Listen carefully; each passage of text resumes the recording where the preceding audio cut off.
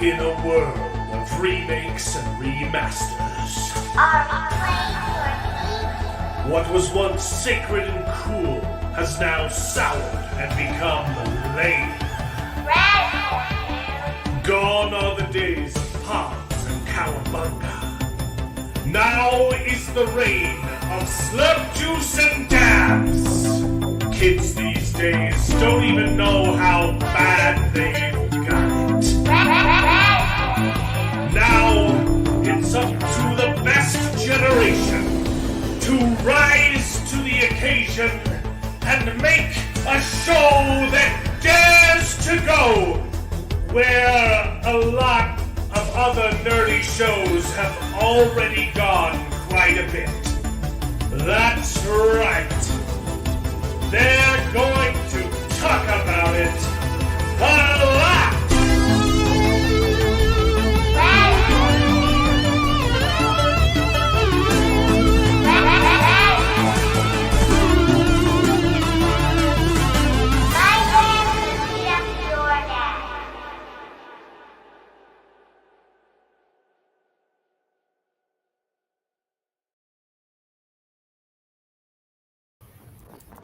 Hello, everyone, and welcome to the show. This is Best Gen, where nerds complain about nerdy things, and it's called Best Gen because all of us are más o menos from the same generation, and we happen to think that it's the best one. Not because we as people are better, but because our movies and entertainment certainly were, so strap on in and prepare to wax nostalgic as we reminisce upon the days of yore, while simultaneously complaining about the utter filth that Hollywood is pumping out of its sewage pipes, it's sewage streaming, poopy doo-doo, bad shows. I don't want to hear about sewage pipes. I don't need to hear about your sewage pipe. It's not mine. It's Disney's. Colin. It's Disney's sewage pipe. The sewage pipe of production of content. Everything's content. We're not making movies anymore. We're making content to boost engagement. And no one cares about anything. It's been a crazy week. I'm, still catching up with having been gone for 2 weeks. I'm not quite done with my Acolyte video, which makes me really behind. So I'm probably gonna stay up all night editing, because I have 2 whole videos to finish before Tuesday comes out, and we get the finale. It's been crazy. I went boating on Saturday with my family, and then at the end of the day we had boat problems, so I got to get those fixed. But I came back and I was watching CNN. Did you guys see this news story? It's crazy. Apparently Trump slipped and fell down at his rally and bumped his head. Oh man, so he's just like Biden, huh? Shoot. Yeah. Is that a We're legit getting old, article? huh? Boy, all those guys are old now. Yeah, he fell down because he's old and demented. He tripped, bumped. You see he's bleeding from his head. That's it's crazy that he's even a candidate. There were some other ones. Trump was injured at an incident at a Pennsylvania rally. Secret Service rushed him off stage after he falls. After loud noise startles the former Yes, president? loud noises startled former president. Wow. And he was removed from stage after a disruption at the rally. Yes, these are all real news articles. That's Wow. insane. From yesterday. The first one was CNN. Wait, that was 6:30. What? 6:30. That's gross. Well, the worst part of it is I think there was a audience member that died too. I mean, I think the Yeah. shooter died. Yeah. But that's.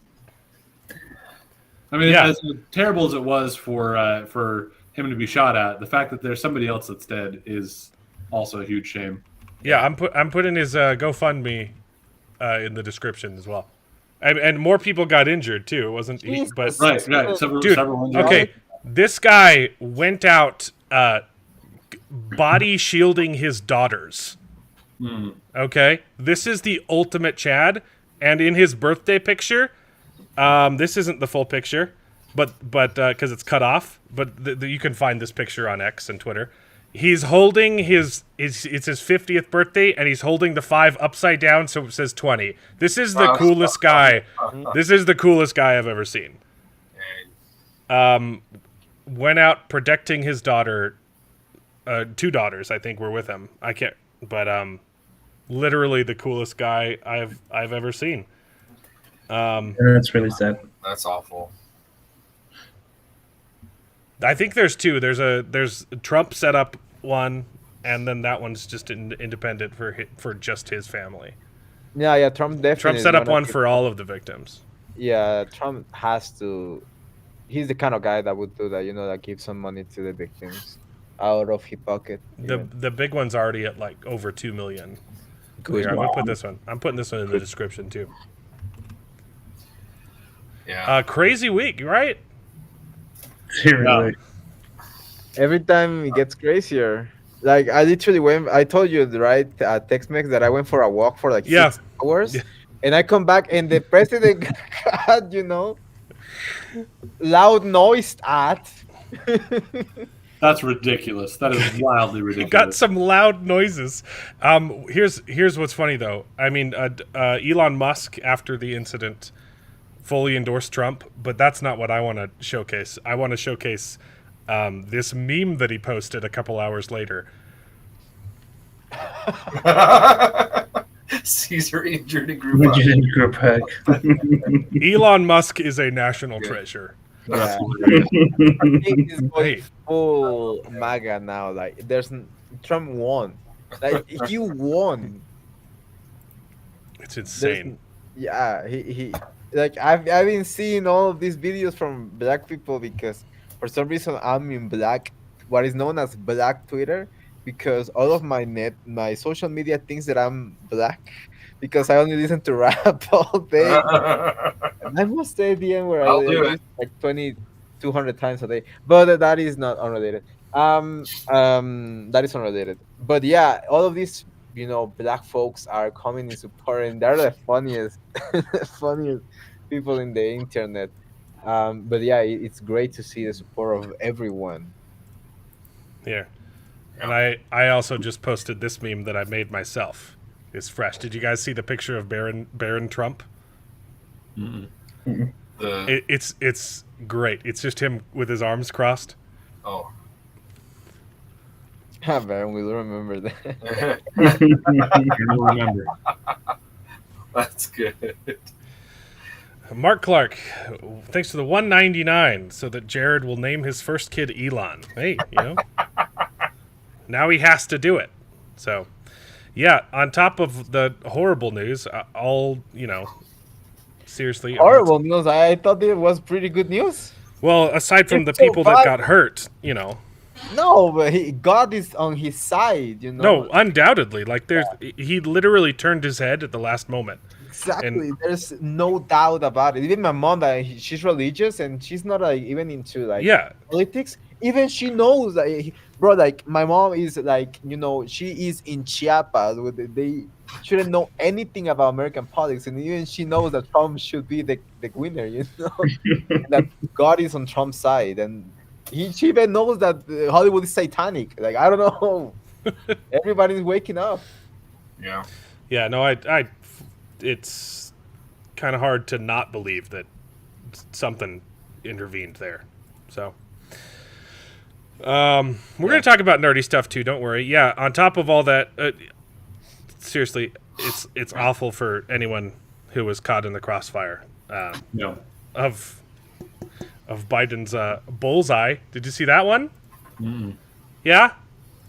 Yeah. The day before.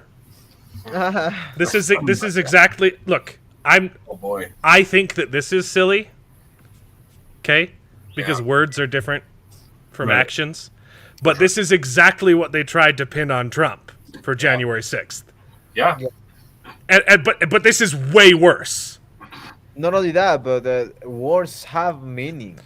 Yeah. Why is he even saying anything related to bullseye in a debate? Why is he even mentioning that? Completely removed of all context. This it's kind of comparable to what they tried to do for for January 6th. But then if you include all of the context, which is exactly what Gina Carano was saying with her tweet that got her fired from Disney, the left has spent the last 8 years dehumanizing half of the United States. And this is what happens. Yeah. So, nerdy stuff. We lost Richard Simmons and Shelley Duvall and Shannon Daugherty. Yeah. Dr. Ruth as well. It's been a crazy week of celebrity deaths. It's awful. Oops. There we go. Okay. But we've got the Acolyte, the penultimate episode of the Acolyte, which was another flashback. We knew it was going to happen. I didn't think it would be an entire episode. I'm not surprised. Not only that, but I mean, are we getting into the? No. Okay, we got the Acolyte. We've got House of the Dragon. We're 1 week behind. Thank you for joining us instead of watching House of the Dragon right now. That's it, right? There's nothing else nerdy to talk about? Yep. I haven't watched any of those things, so if you want to start with news or... Okay, well, there's a couple news. Biden's dumb. Captain America? Brave New World trailer dropped. Are we so excited for that? I know you haven't even watched I liked it. I know that you enough. Harrison Ford's cool. My favorite part about this is that people like me aren't going to watch the movie because it's stupid, and I don't. He's not Captain America, right? If the shield should have gone to anyone, it should have gone to Bucky, like it did in the comics. It also went to Falcon in the comics, and no one read those. They tried doing it 4 times, and it never sold. Okay, I think it's stupid. I'm not going to watch it. Also, the left isn't watching this movie either because there's a Jew in it. They're boycotting this movie because it's Zionist crap. Because Sabra, is that her name? There's a Jewish superhero in it. Oh, that's right. Yeah. She's being played. The actress formerly served in the IDF. Huh. Because I guess just anti-Semitism is just in right now. Yep. Yeah, it's really... Although there's a lot of sensitive people, but definitely it's on the rise. Oh, yeah, sorry, I forgot. I have seen... They literally... No, that's the wrong one. Yeah, they got a picture of the bullet, which is crazy. Wow. But I forgot. I had something prepared as well. I've only seen you can show it. live footage. I think for the rest of the stream, we're going to do this.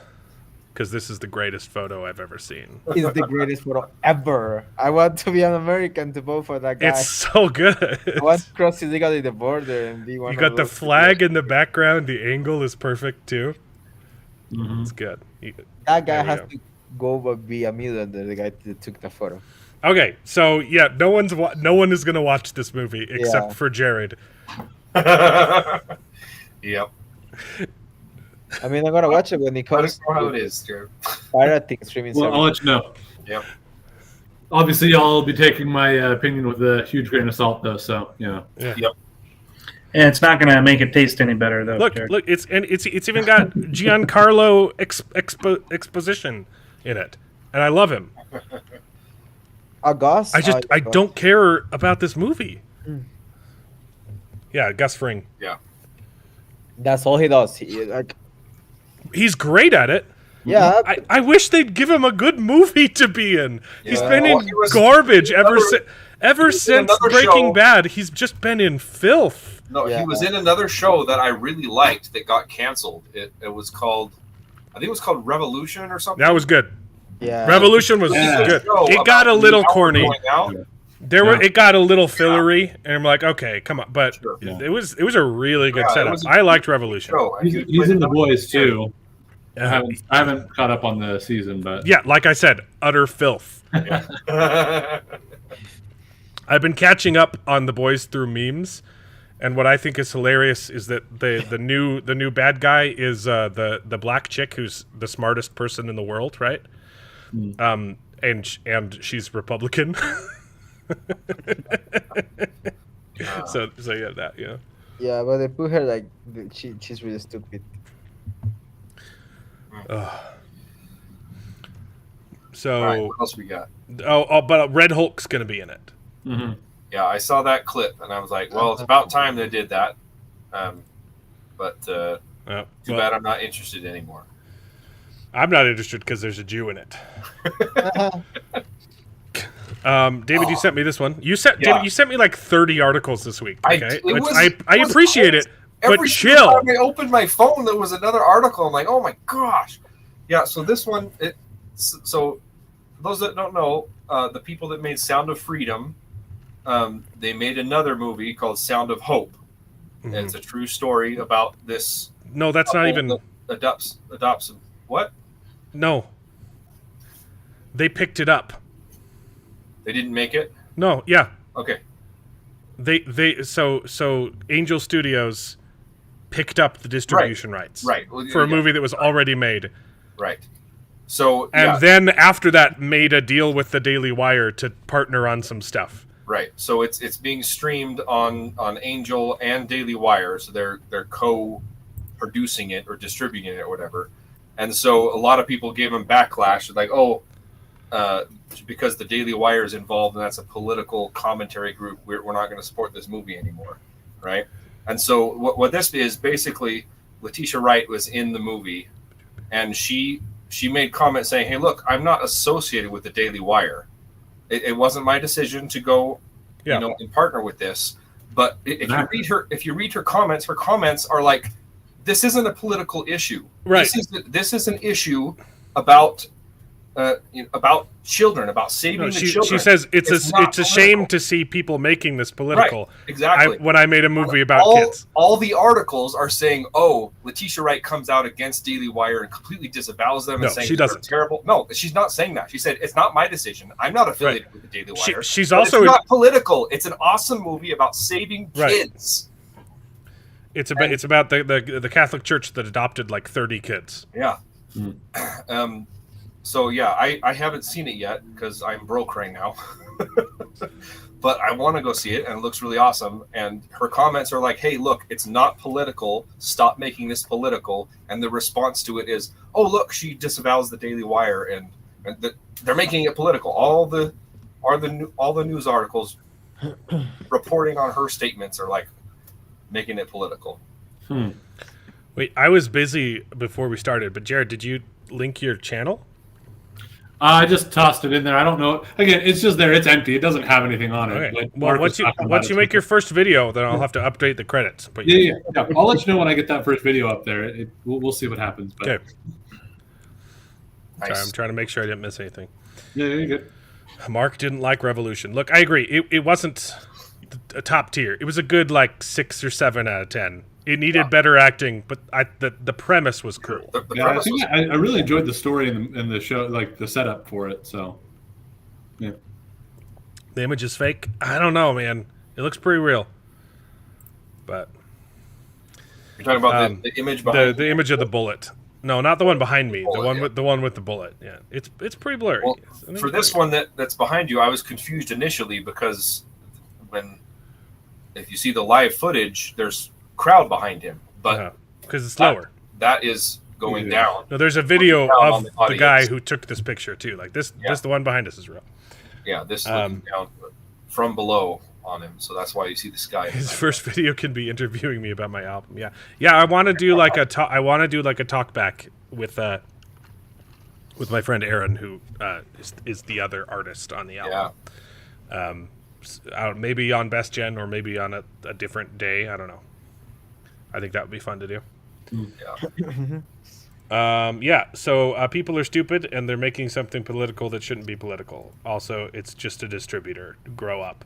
Yeah. Of course, everybody does that on all sides, but whatever. Yeah. Right. All right. What next. was the what? Yeah. What did? Never mind. It's fine. So is the stranger actually Gandalf, the Lord of the Rings of Power showrunners? Oh, they answered the question? No, their answer is, well, he could be. Oh my god. Okay, so next article. What?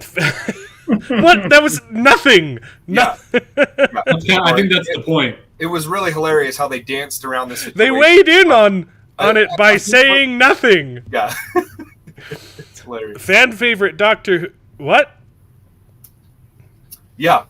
Yeah. Fan favorite Doctor Who character is going to Who? return. This? Yeah. Yeah. Who is that? That's the what they're calling the Survivor Doctor or something. This is a doctor? Yeah. Did you not pay attention to the Timeless Child debacle? David, I didn't watch that crap. But you know about it, right? Yeah, I know that the doctor was a lesbian, and then he turned into a kid, and then he was adopted, and then they sucked the regeneration out of him and turned into Jodie Whittaker. Yeah. So is she the lesbian? That was the doctor before any of the other doctors. So she was Yeah. a lesbian? No, I was made up the lesbian No. part. So yeah. But she does look like a... Oh yeah, for sure. She Wait, does so look the part. this is the timeless child who's grown up? She's one of them. She's an incarnation of the Doctor before the series started. Before she took on the moniker of the Doctor. Uh-huh. She was the timeless child, and she lived a bunch of different iterations. And Right. she was like an agent. But for she's the an Time adult. Lords. Yeah, Why? I thought she was supposed to be a child. she was initially. That's And David. then she reincarnates again. David, that's a big boy. Yes, she's had tons. The Doctor has had tons and tons of different lives before the series even began. Right. So it She's doesn't not a Time matter. Lord anymore. So using up his regeneration energy, which they've always said is dangerous to do, is irrelevant now. It's completely irrelevant because Oh, right. That's why. All the Right. Time That's Lord. why. That's why Chudigatwa can just resurrect dead things now. yep, Right, there's okay. no rules. The Doctor is not a Time Lord anymore. The Doctor is some unknown entity that came through from some force conduit, and the Time Lords took advantage of them and like basically tortured her to figure out how to regenerate. You know, honestly, I'm okay with that. I'm okay with Jodie Whittaker and Chudigatwa not being Time Lords. Yeah. Mm-hmm. But anyways, yeah, it's hilarious because it was such a controversial decision to do that. A lot of people hated it. It was no, David, And favorite Doctor David. Who You didn't read. I don't think you read the article. It wasn't a controversial decision. It was a fan favorite decision. Yeah, my mistake. No. Talk about media literacy. Okay. Yeah. Anything else? Nope, that's it. Okay, moving on. Catching up with Doctor Who and Chudigatwa's stellar freshman season. Yeah. This whole article. They're still calling him sex education actor instead of Yeah. Doctor Who actor. Doctor Who lead actor. Yeah. Because Yeah, we're they'll reference what he was in before because they're already connecting it to this. Right. That's what you do before Doctor Who comes out. You say he's the sex education actor. That's where you've seen him. Except no one watched that? Right. So maybe you didn't see him in that, but he was in sex education. But the season is over. Now you call him the Doctor Who suppose. lead. Yeah, I mean, if you're going to do anything like this, you're going to reference some of their other work, regardless of the fact that they may be The best only other known work. now for Doctor Who. But yeah, Yeah. Uh-huh. Yeah, but this whole article was like, oh, it was such a stellar performance. It was amazing. And goes, this is the picture they go with. yeah, no, they go with Oh my gosh. lots of pictures. Oh, the space babies. Yeah. Such a stellar season. Loved everything about it. So much that I definitely finished making videos on it. Yeah. No, actually, I would have kept going. It was BBC that I just got so far behind and Acolyte came out. I'm going to go back, but Yeah.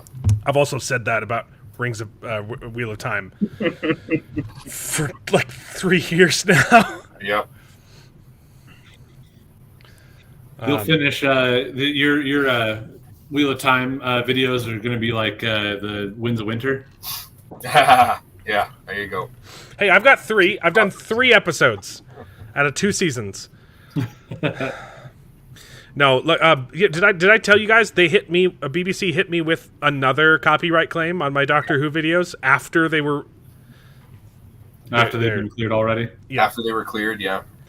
Yeah, that's why I stopped, because dealing with that crap that's why I had to put the extra layer on it too, so it was nested inside a TV and cover everything up, and they still hit me with copyright claims. But I was so far behind that just like I'm just gonna focus on the Acolyte now. Yeah. I'll get back to it, I promise, because I have a lot to say about that. It'll be easier going back to Doctor Who than going back to Wheel of Time, because Wheel of Time just makes me so sad and just angry that it's hard to work. Yeah. This makes me angry too, but I'm so far removed from Doctor Who. Like I literally didn't watch Jodie Whittaker after the first episode. I'm just so far removed. Like, this is not. It doesn't even feel like Doctor Who anyway. Yeah. It's trying to be a different show, so I can do this. Yep. But Wheel of Time still hurts. It's really hard making those videos. Also because season 2 was so bad. I mean, we literally had a big March Madness tournament about all the stupid stuff and had to cut the majority of the bad moments.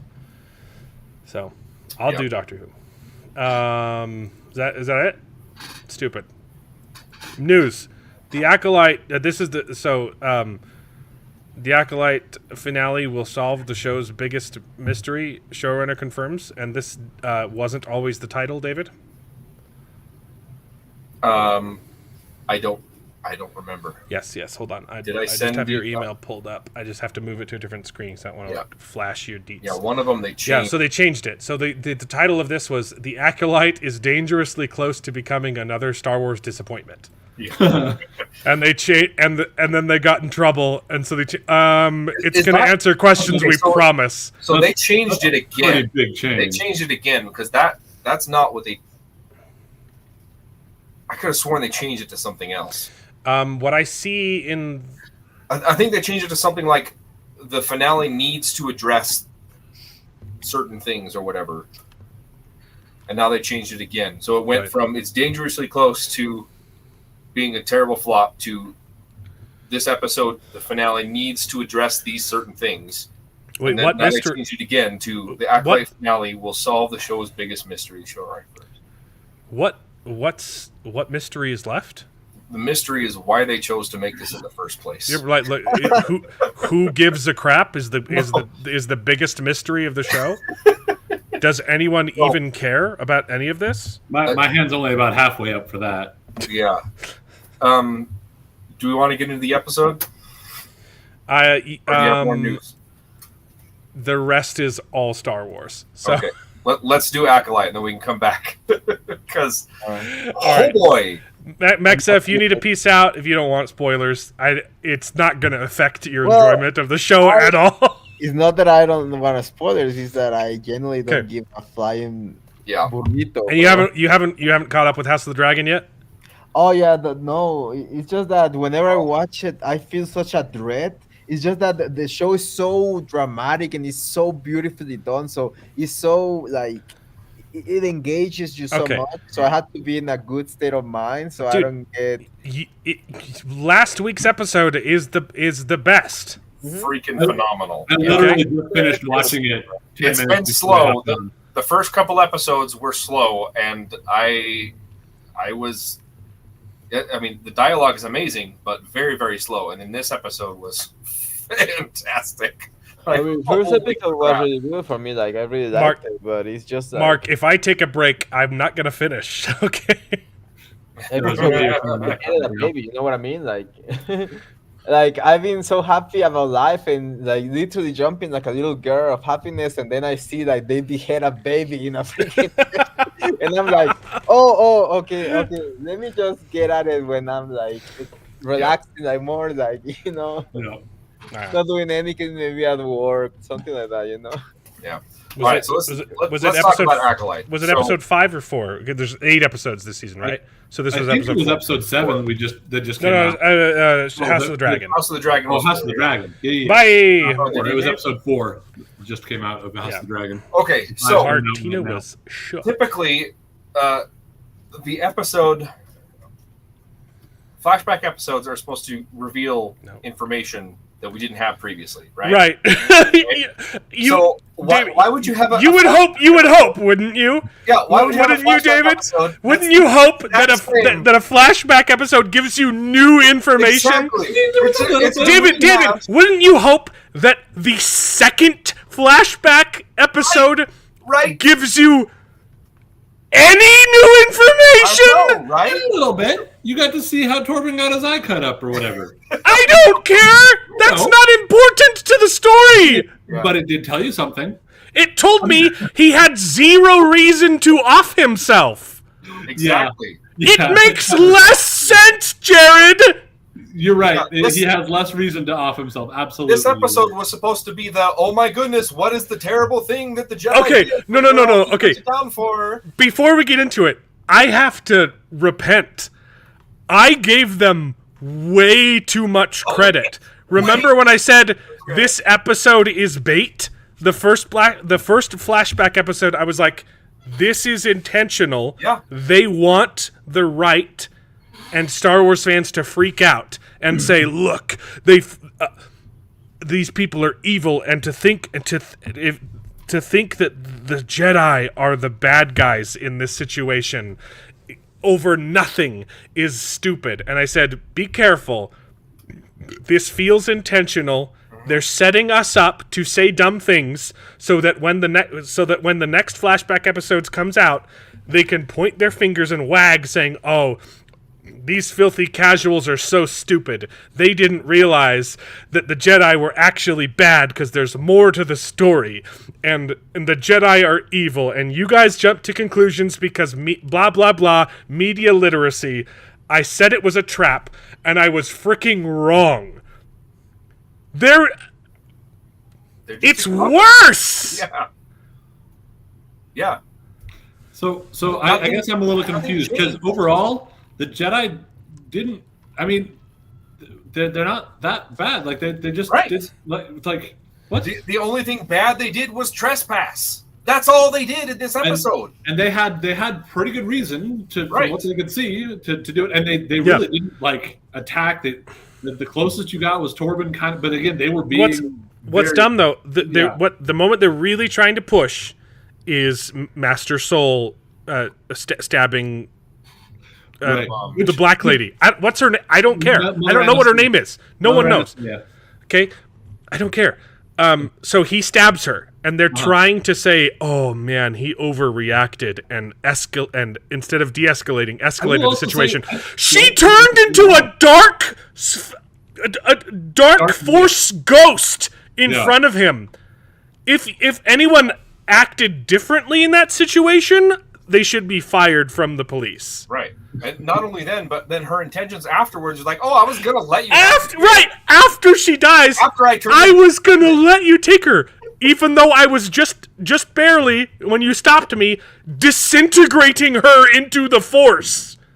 No, it was the other kid that she was going to be doing that. Oh, whatever. He didn't know, but he called her Osha. Right. He says Osha. He thinks it's Osha. Again, 90% of it was misunderstanding, and not even like a really significant misunderstanding and dumb miscommunication. Yeah, it was interesting, and I still don't really get what she was doing when she did that. I've seen a couple of videos that are breaking down she was. It says she was turning into the Force.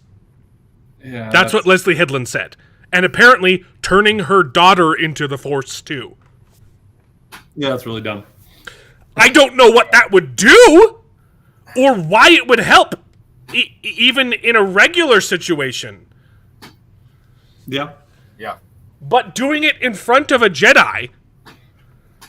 And then not only that, if you turn yourself into the Force, okay, what's the plan next? You said you were going to let the Jedi have the kids. I don't Remember when I also said, there's going to be something else, because look, there's a fire upstairs and downstairs. Yep. So it wasn't actually May who started the fire. Had to have been the Jedi that started the fire intentionally. No, I was wrong about that too.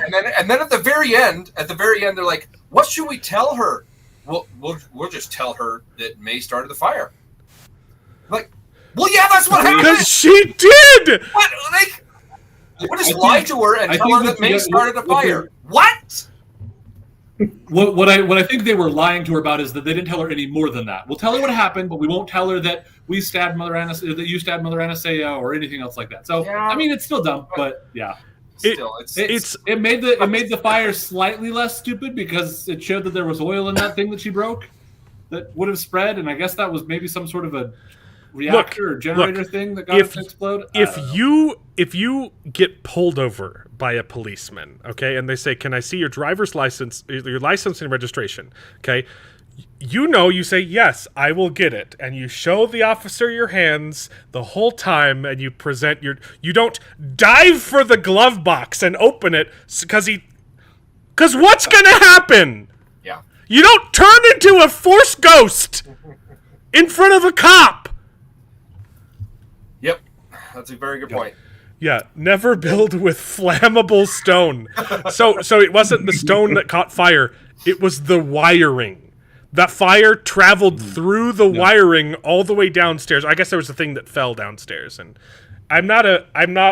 this isn't self-harm. I gave blood and they missed my vein and had to dig around for 10 minutes. Lovely. I've had that happen. Yep. But yeah, no, it's again, I personally feel like it's a little less dumb. It's still kind of dumb the way that it exploded the way that it did, but it's not as bad in my mind as flammable stone. But it's still not great. What's worse though is it's stupid. But what bothered me the most about this episode is you open with the Jedi, and they've been on this planet for 6 weeks, they said? Mm-hmm.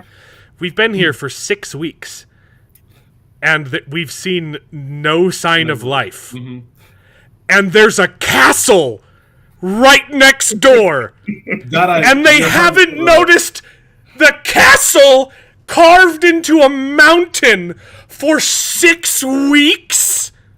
You remember there was a comment when they walk in and Trinity is like, "Oh, we didn't know that this planet was inhabited," and Mother Anastasia is like, yeah, right. You guys didn't know what was going on, right? Because remember in the first flashback where the witches are talking about like, "Hey, are the Jedi still here?" No, they moved. I could have sworn they said no. They moved on to a different sector. Like I thought they were implying they'd been in the city, looking for stuff. Yeah, but it's dumber. It's worse than that. Yeah. I don't understand. Not only that, okay, so they've only been there for 6 weeks, right? And Torben is just barely asking, "What are we doing here?" yeah, they didn't tell Apparently, him he's been on the job site working for 6 weeks, and no one has even told him why he's holding a hammer. Yeah, it's ridiculous. And then he's homesick, right? Because they didn't tell him what he's supposed to be doing there. And he's tempted to the dark side or whatever, or not to the dark side, but he's not really tempted, but it's just it's kind of weird because he wants to go home. Because I want to go home. It's just so stupid. Like no, it's worse, David, because when they get the blood sample, they say, "Oh, this is proof that we found a vergence in the Force," which is all they needed for him to go home. Right. And then he says, "I'm gonna go break in and kill everybody," when all they needed to do was return home with the blood sample. Exactly. And not only that, then Saul says, "No, let's not do that." And then the very next scene, he's like, "Okay, let me help you break in." It's like, oh, yeah. And it's because the door was locked. And it's like, oh no! Yeah. And after that, this episode is so nonsensical. Yeah. Like there were so many moments where it's like, oh, they're finally gonna they're gonna make it worse. Okay, so none of it's explained. Got it. Okay. Yeah. So the whole also the worst part though is more than half of this episode is just the same episode. Yeah. Right. Exactly. It was so boring because there was nothing new, and then when you got something new, you're just like, that was it? Yeah. Yeah. Leslie Headland was trying to say that she really wanted to do a Rashomon effect thing, and I love the Rashomon, but I'm like, And that's yeah, no, not what not this it. is! That's not it! There's like almost a little bit where you see a couple of where he sees like only pieces of their training interaction. That's the closest you get to anything, even close to Rashomon, and if that's not it. That's and they not don't it even either. use it. He could have said, "Look, she was like beating them up. She's an abusive mom," and you're like, That is kind of what he was hinting at when he was like, I fear for their upbringing or whatever's going on there. But yeah, it's not great. That I really do put this right around Obi-Wan. I think this is the Way worst. worse This than is the Obi-Wan. worst Star Wars, man. It's still way better than Boba Fett. I think It is you're still correct. way I think you're freaking correct better. that it's right around Obi-Wan, because I think that's the second worst Star Wars. Where do you put Boba Fett then? Boba Fett was Third worst Star Wars. Garbage. No, It's that one's it's worse. from worst, kind of like from most worst to least worst. It's the Acolyte, it's Obi-Wan, Book of Boba Fett, Mandalorian season 3, and somewhere in there is Ahsoka. I don't know because I didn't watch. Yeah, I put Boba Fett way at the bottom, and then this and Obi-Wan kind of right in the same spot. Then, probably actually Mandalorian season 3 below that. But then, you've got then Ahsoka, and then the rest of it's fine. The Andor's up there. See, Mandalorian season 1 I and thought 2. there was more redeemable quality in Kenobi. It made me more mad, but Boba Fett was more nonsensical all the way through. There were still a couple scenes way more in nonsensical. Kenobi that I actually kind of liked. The rest of the show, as a whole, was garbage. I hated it, and it made me. And that makes it worse. That's why it's worse in my mind. No, but it's kind of like Wheel of Time versus Rings of Power, right? Mhm. Rings of Power is absolute nonsensical garbage. Right. It doesn't make sense. It's and not, I hate Wheel of Time more. right. I understand why you hate Wheel of Time more, but And that's the same reason why I hate Obi-Wan Kenobi more. And I would agree that I hate Rings of Power more. Or sorry, I hate Wheel of Time more. But I think Rings of Power is the worst show. It's and that's absolutely where I can get behind. Whatever you want to feel about how angry you are at it, I still think Boba Fett is the worst of the shows. I think regardless of if you're less mad at it. I think Acolyte's the worst than Boba Fett for sure. But it just there, didn't make there any are sense. there are some redeeming qualities of the Acolyte. Not many. It's not great, but there's some. I can't think of a single thing. I like Darth Smiley Book or of whatever. Boba Fett. Kylo Book Ren. of Boba Fett Oh my God. had Kylo machete Ren is in it. Okay, Yeah. Yeah, that was redeemable. yeah, Book of Boba Fett had those Boba Fett cool wrote a freaking Power great Rangers. lore. yeah, exactly. Power It Rangers. had those They cool said, Power Rangers. "It's where you're mighty, supposed it's to the Rainbow chase. Remember the part where they were like, "It's mighty forcing time," and they jumped on their little speed bikes. That was great. And they did a spin shot thing. Yeah, But no, I absolutely hate Acolyte. I don't like Smiler Ren. I don't like anything they're doing. Nothing makes sense. I like the actor though. The actor's good. I really think he's doing actor good for stuff Smiler with what Ren he's got. and Like for the, Soul Manny is Patinkus or whatever. decent. this Jacinto, something like that. Right. I think he's doing a good job. I think that his stuff is kind of interesting, but it's in a bunch of other nonsense. So like that makes it hard to enjoy. But like I think he's doing some good, cool stuff. It's just like I'm sure what's going on with him and why he's doing it. But if you just imagine he's some dark side user trying to tempt someone away. He's doing a good job of trying to like lay seeds of like doubt and mistrust and anger and hate and things like he's acting it well. I think. Also, I think his acting. who the heck is he? Himself is awful. Again, that's a question, and they may or may not answer that. They have 20 minutes to answer that question, and judging how many questions were answered in the last 20 minutes, I don't think they have an answer. Yeah. Well, we'll see. We'll see. They'll probably just like, oh, he's working for Plagueis. Oh, see what we did? We reconnected to Plagueis. No, guys. she's already said if I get a season 2, then it will be about Plagueis. Oh gosh.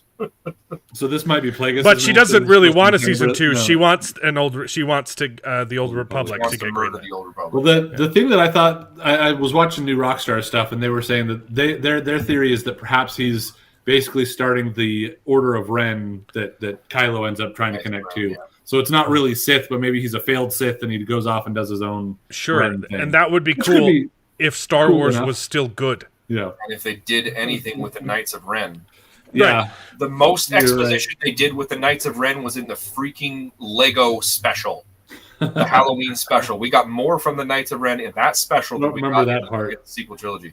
It was actually pretty good.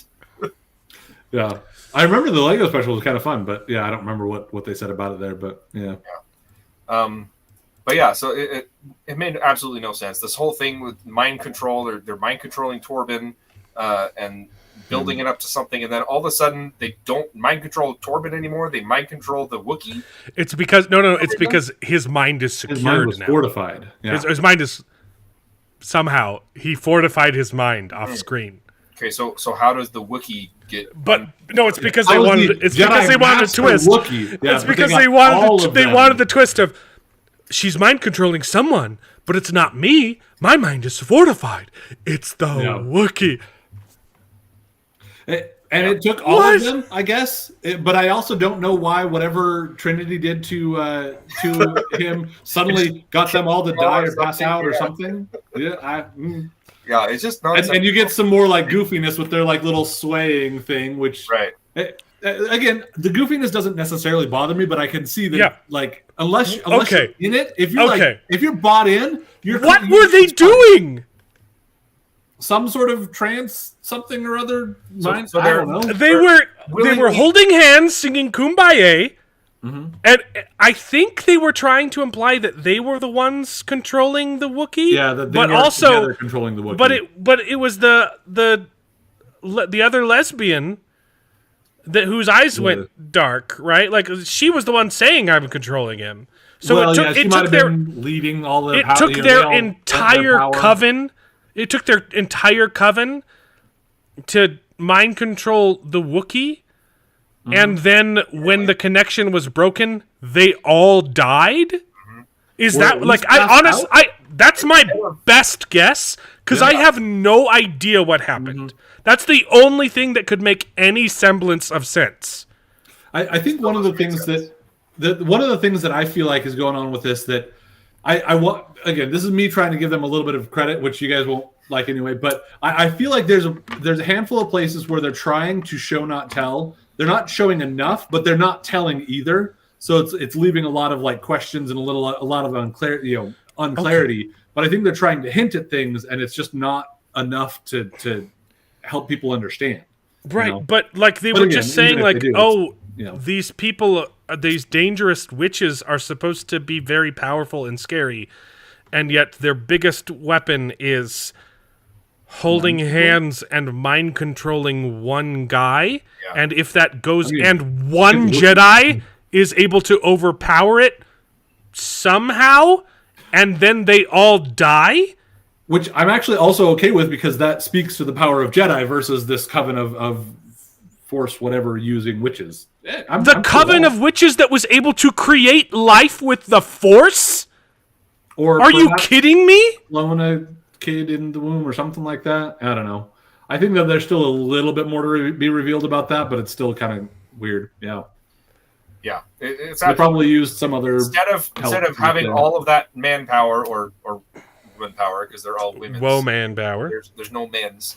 Instead of having all of them fight and do their witchy thing, they incapacitate all of them to control one of the 5 Jedi, right? But to that theoretical point, it is the Wookiee that should be able to do a lot more damage. And I thought that the fight was okay, but the Wookiee should have been able to do a lot more damage than that. No, he that was fight moving was like a lumbering pathetic. oaf. Yeah. There were some cool things. Like I liked Saul's move against him. That was kind of cool. But the rest of it was a little underwhelming. Saul's little jump thing that looked pretty cool. So, I guess the other tidbit of information that we got was that not Mother Anastasia, the spiky lesbian. Mm-hmm. I don't care. She's the one that right. she told May to go stop OSHA from leaving, and then OSHA went upstairs and said, "I'm going to kill you." Yeah.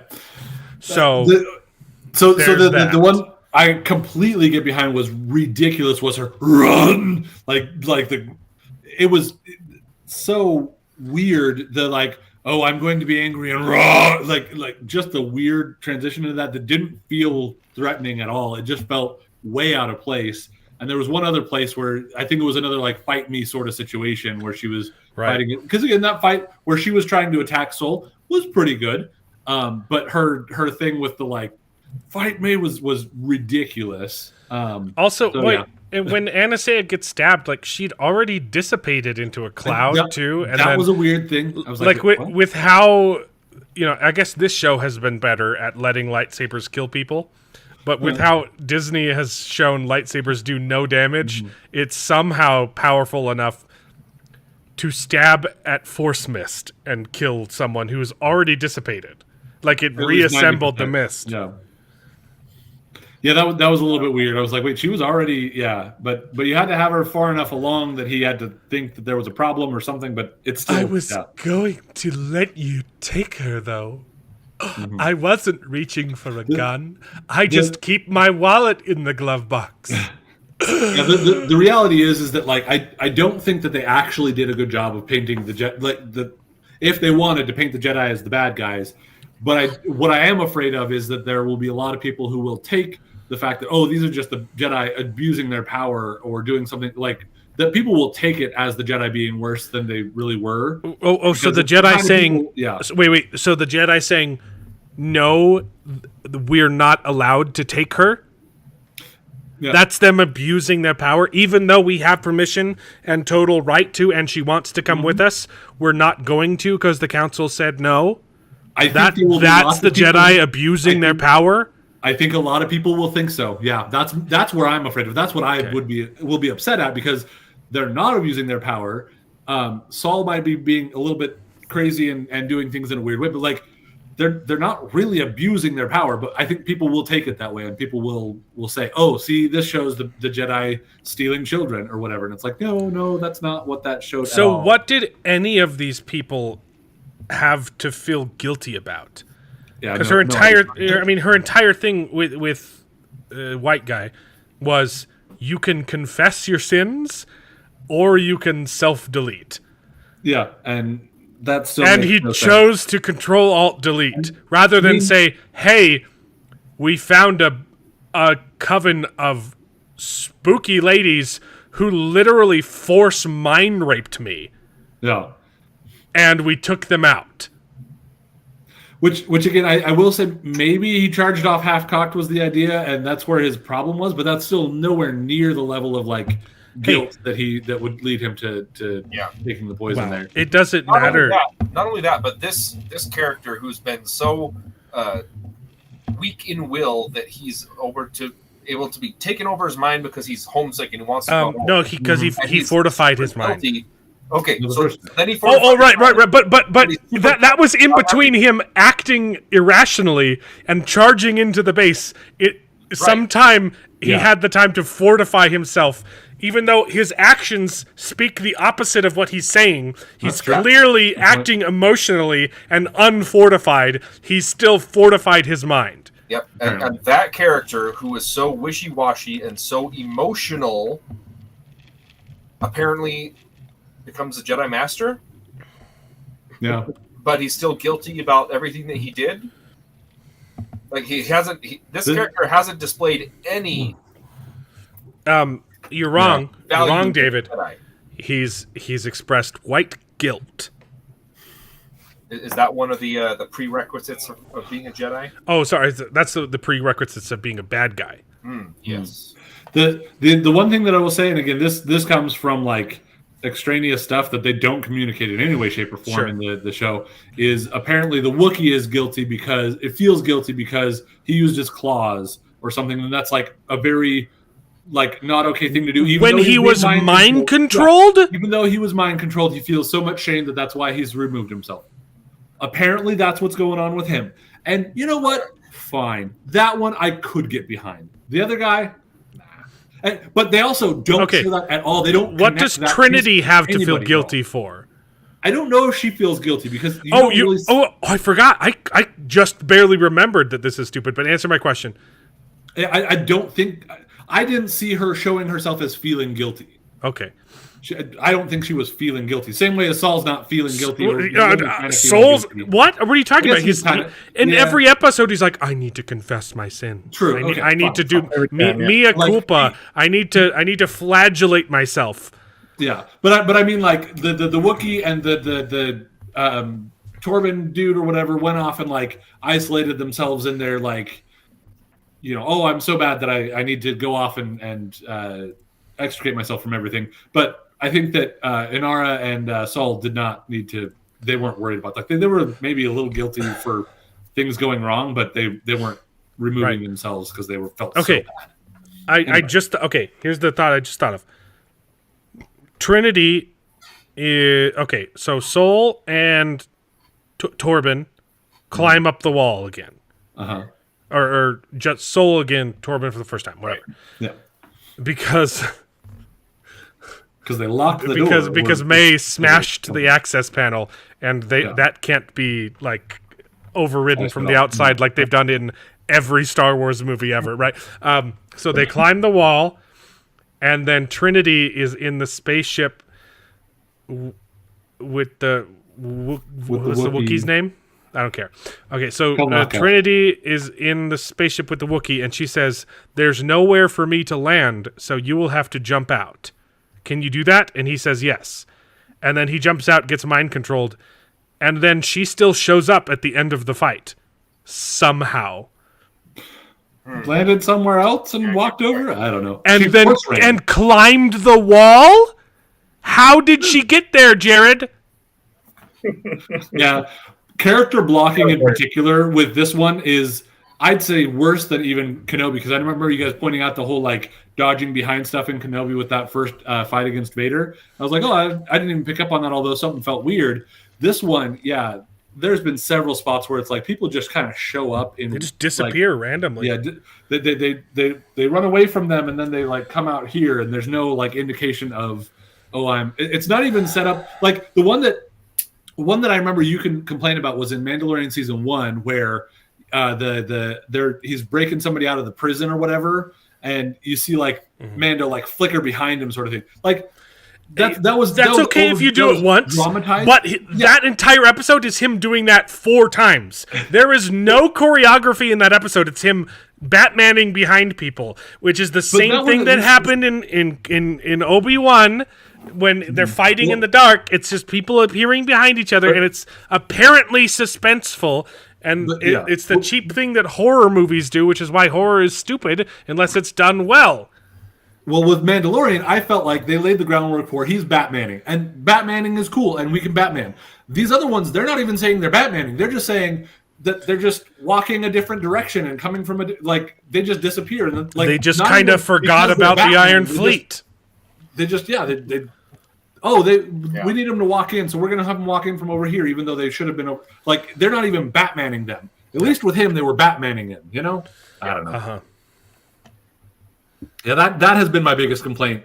I mean, compared to a lot of the other issues you guys are having, I can see that it's not the biggest deal for you guys. But like that's been my biggest thing where I'm like, in the moment I watch it and I'm like, wait, why is that? How is that person coming from this direction? What? So yeah. Yeah, I agree with you. In the other instances, it was intentional how they're doing it. This one, it's just negligence. Yeah. It's incompetence. And I'll even say Obi-Wan was another one that was negligent and incompetence. Right. But yeah, Mandalorian I thought was intentional. This one, there was incompetence. There was a lot of malice in Obi-Wan. the bad blocking was negligence, but the character assassination stuff was malice. Right. No. I can't help but think back at the conversation that we had after the first episode, where I said, wouldn't it be so much more interesting if this show was about Osha trying to clear her name? It's... And now, having watched the whole season, except, the last episode, maybe the last episode, none of this is anything. There is no substance. It should have been Star Wars Fugitive. It should have been The Fugitive. It should have been The Fugitive, right? And then Soul shows up, and he confronts Osha. Except it happens in episode 2, right? It should have happened later. And she's like, I didn't kill the Jedi. And he goes, I don't care. And then she has to jump off the mountain. Like I can see it. That would be such a good Star Wars story. It would be so freaking cool. Another suggestion that I've heard that would have been a lot cooler would have been Saul with the one that plays X-23 or whatever, Jackie, she's the other Padawan or whatever, actually trying to figure out what happened, actually trying to figure out the murder. If this was actually, that's how they built this show. Yeah. They built that's that stupid YouTuber, Grace Randolph. She got the preview episodes, right? And she was like, this is the greatest thing I have ever seen. It's a Star Wars mystery. And that's how the advertising, that's how this whole thing was billed, is this is going to be Star Wars, but it's a detective mystery. That would be awesome. And even Grace Randolph has said the show sucks now. After this episode, she was like, she can't lie anymore. Yeah. I will say, and one of the things, they sold it as though the mystery was who killed the Jedi. There's theoretically a mystery about who Smilo Ren is, but like that's what I think they're actually saying. Why would it? Now. But, that's not interesting. Yeah. He's not connected to any portion of the plot. Yeah, he is way too disconnected from the. That is the other thing too that doesn't make sense. To be interesting. Okay, so Smilo Ren attached himself to May to make her an acolyte, and she has to prove herself by killing a Jedi without a weapon. Yeah. But then he goes in and kills one of them for her with a weapon, and then but then he wants to switch and make Osha the apprentice or something. But like, I don't understand what his attachment to these Jedi are, other than they are a threat to my existence. That's what he said. Not the Jedi. Not the overall Jedi. Osha and May. What his attachment is to Osha and May. No, I don't. Maybe it's because they're a virgins or something. I don't know. No. Here's where you're mistaken. You think that there's an answer to that question, and there's not, because the writers are so crappy at their jobs. They didn't think that it needed an answer. I'll bet you there's probably not going to be a satisfying. Once again, they're writing this crap backwards. They know where they want it to go, and then they're piecing in things, saying, "Oh, isn't that so cool?" Without ever stepping back and looking at their story and thinking, "Oh, wait, this is garbage." Yeah, I do think that they still writing back to. I was talking to my brother a little bit about this, where it's like they want certain moments and certain things, and they just barely draw lines between them. So I don't think it's quite as bad as it sounds in like writing it backwards, but they're definitely not putting together character motivations. Did you watch How I Met Your Mother? Yeah. Okay. We've talked about this on the show, right? Probably. The worst ending in all of TV history. I'll even go all the way up to the last episode. Because I liked it. The final season was fantastic too. I love it. It was hilarious. Like the final season. No, it was amazing. And then the last 20 seconds of the show just ruined everything. Yeah, I didn't even say the last 20 minutes of it. Because they didn't learn from their mistakes. They wrote the show backwards. Okay.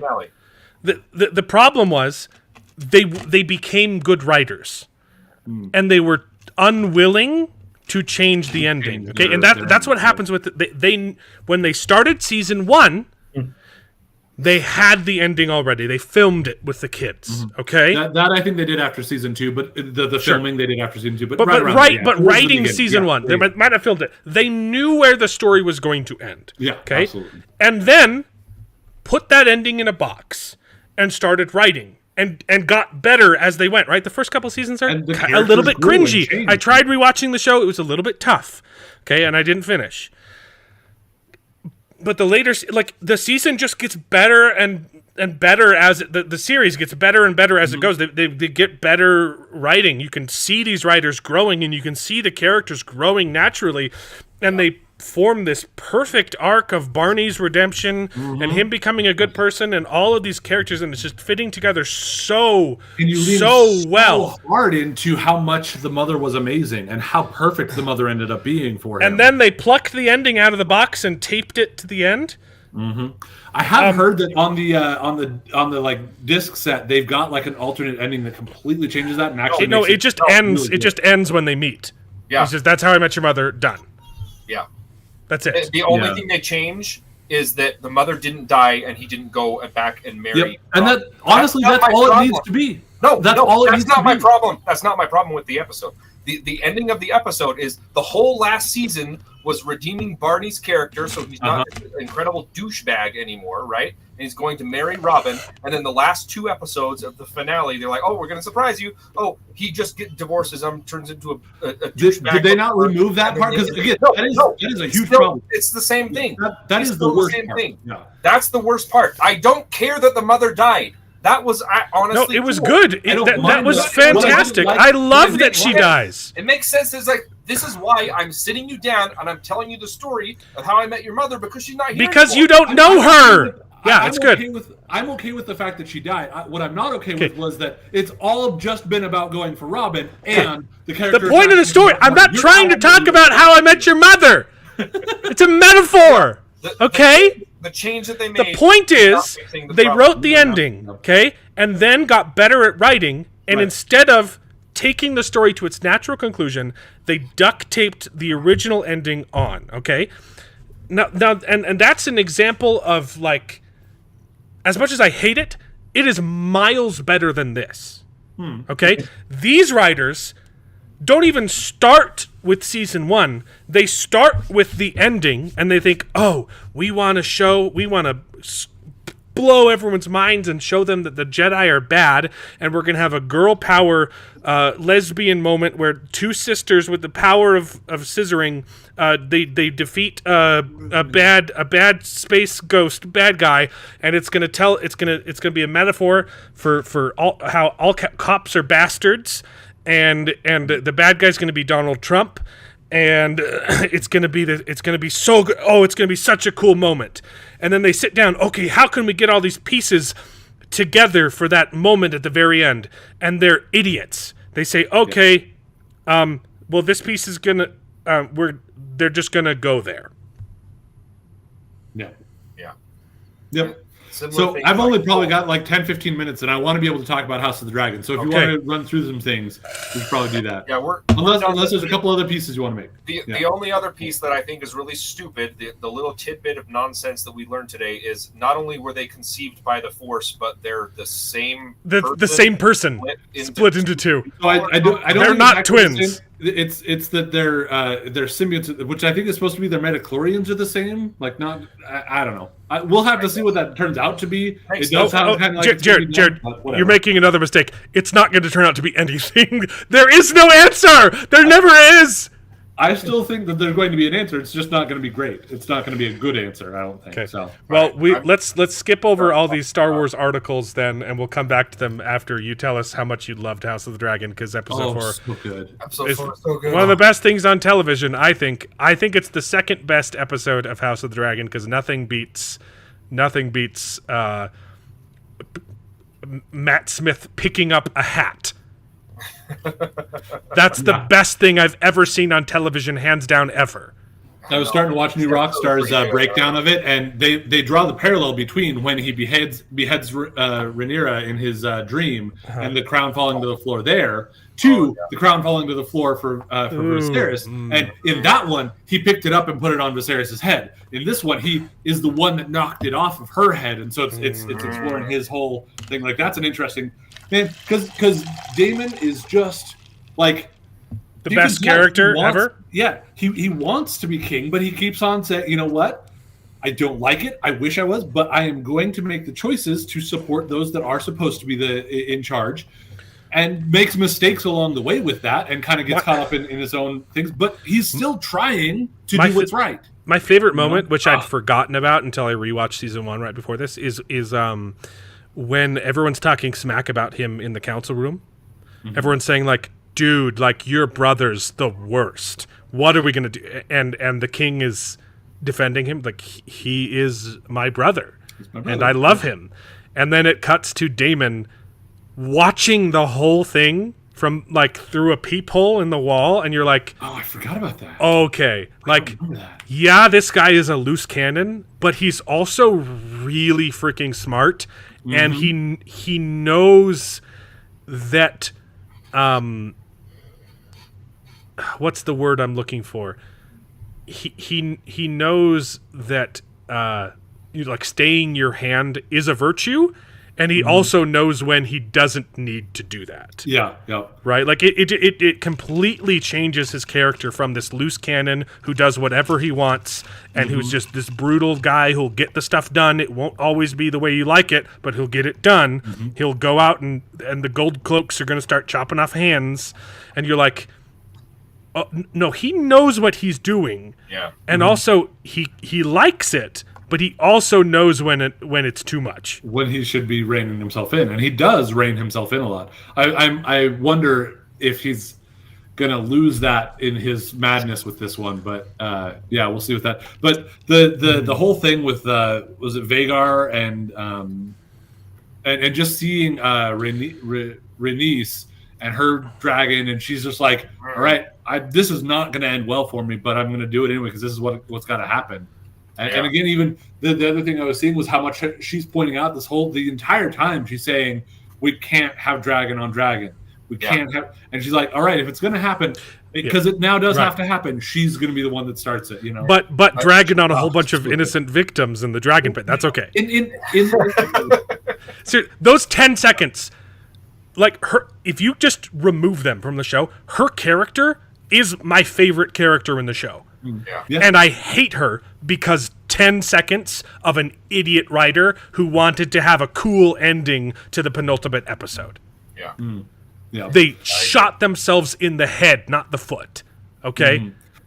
Because the way she goes out in this episode, like, I was like, she's so good. And I felt nothing but relief when it was over, and I wanted to like feel for her. And so in my head canon, like that scene just doesn't happen because she's awesome. Yeah, she is really awesome. I do have. So when I watched this episode, I had 2 nitpicks, and I forgot the first one. So I only had 1 nitpick, and the nitpick is at the very end when she. I love the moment she's flying away, and then she just resigned herself, like, okay, I'm gonna go back. I'm probably gonna die. You can see the look in her face, right? She strapped to fight without any dialogue. She straps herself in, and you know, okay, yeah, she's gonna die. That was a great moment. However, after you make that decision, I would say, okay, I'm gonna die. I'm just going to do the most damage that I can to this invading army. Yeah, I wish she would have taken a couple strafing shots. Spot and immediately gets taken out. I'm like, yeah, obvious. Yeah, I talked about this. I talked about this with the Underground on Monday. That's my main nitpick. Is like, why would you? It's obviously a blind spot. You don't know where the other dragon is. Just at that point, the explanation is she's completely exhausted. Like you can see, she's the only one who's been doing reconnaissance this whole time. So it's like she doesn't have sleep. She's been running back and forth, and she just did a whole fight where she got like pretty much roasted by flames, like indirectly. Like she's exhausted, and so it makes sense. But they needed to show it a little bit better because it does make her look stupid. Yeah, she immediately flies for a blind spot. But it could have been easily explained with just another shot, like tying it in where she looks down and thinks about strafing, and she just like starts to like faint.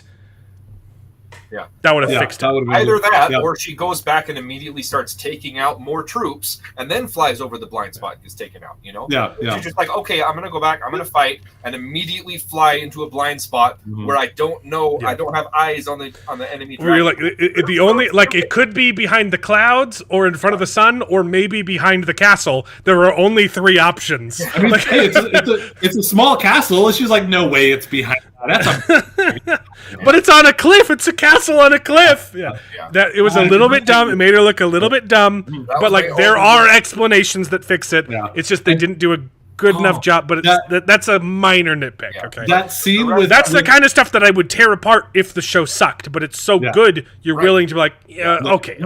the other thing that scene in the council chamber with Aemond speaking High Valyrian. And then Aegon trying to like, I was like, oh, so okay. I have a question because I'm not sure. Does the rest of the council understand? That's what I was wondering too. I don't think they do.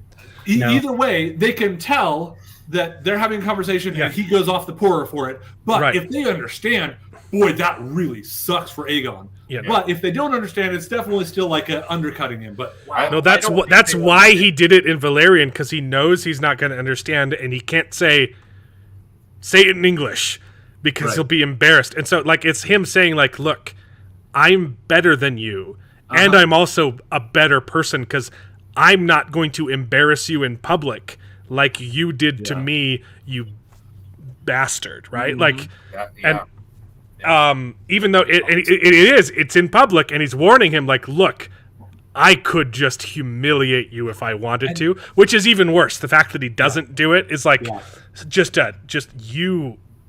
Well, he's pissed. He's pissed off. But even his like performance, even if you don't understand the language, you can tell when someone is struggling to say something. And he's like, 100%. You think I make doo doo? Like you like make a war? So good. Make a war. Oh, so on good. top of that, though, it's great character growth. It's fantastic. So good. It's exposition. It's character growth. It's setting up what happens, building off of the last episode, which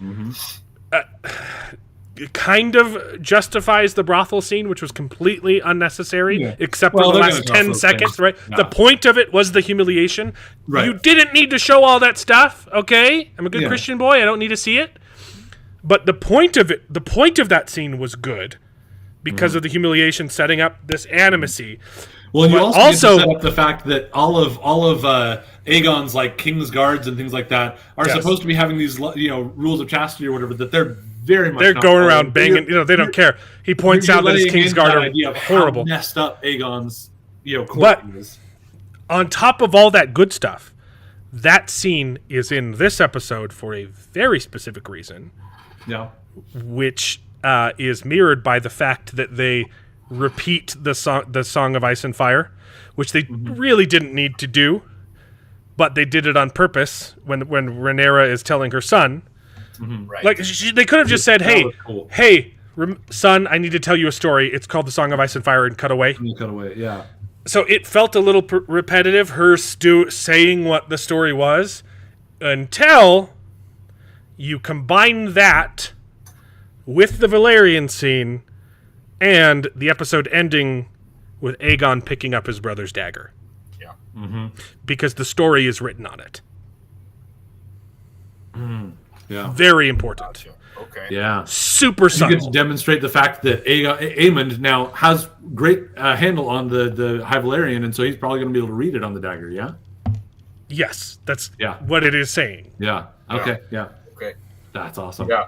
That was really good. And we haven't even talked about. So now. So now, guess what? I was going to say with that scene is then when he walks away, like you can kind of feel for Aegon because he didn't want to be king in the first place, and now he's like, I'm going to be king, and it's so cool, and like. And now he's a marshmallow. Like, and he's just, now he's a marshmallow. So like, I kind of feel for him, even though like, you're an idiot and you're doing all the wrong things and you're making dumb decisions and you think you're cooler than you are.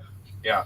But Aegon is written so well. I don't get to, it's so I love good. the talk with his mom too, and he's like, the only thing you need to do with king sometimes is nothing. Let other people do it for you, dude. That's I'm gonna go out with my dragon. On the one hand, like that's actually solid advice when you recognize like you don't. And it's not something you want to say to your idiot son. Exactly. Like that scene is so great. Where it feels so good. Like Yeah, you're supposed to do. What are you gonna what do? you're good at. Execute me? Nothing. And she's like, You know? "What are you gonna? You can't talk to Oh. your." And he repeats the Joffrey line, right? Like, "I am the king. You can't talk to me that way.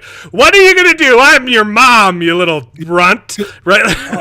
It's so such She, a like perfect her setup. seeing her character just completely unhinged and pissed off is great. Yeah. But I put you before on we the move on roll. too quickly, the point, the ramifications, and this is stuff that's not in the book. Okay, I'm not spoiling book stuff. Okay, the Song of Ice and Fire is not in Fire and Blood, right? The fact that it's on the dagger and that he and that's what made season 1 even better. The fact that Rhaenyra has this information, so she thinks she's justified, and then the fact that Alicent overhears it and thinks he's talking about her son. Makes so much of gives so much more weight to their actions, because like in the book it's like, oh, they're fighting because they're fighting, right? And this, it's like, oh no, it's fighting because they both believe they have divine mandate to do it.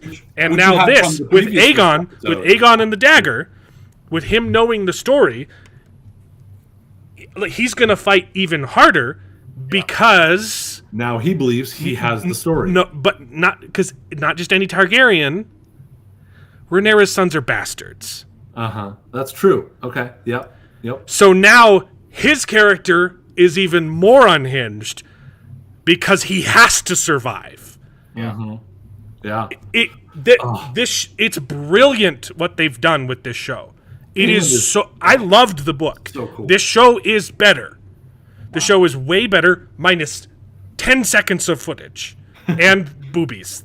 Okay. It's amazing what they've done with this show. Yeah. It's so good. Oh, And we it's haven't so even well talked about acted and everything. Damon's part in this episode, which Yeah. his whole mind trip horror. That's not in the books. Yeah. That's stuff I'm they're still adding. not sure I'm what's very gonna be curious. happening with that. I'm not 100% sure where they're going with that either. But the way that they're filmed is so well done.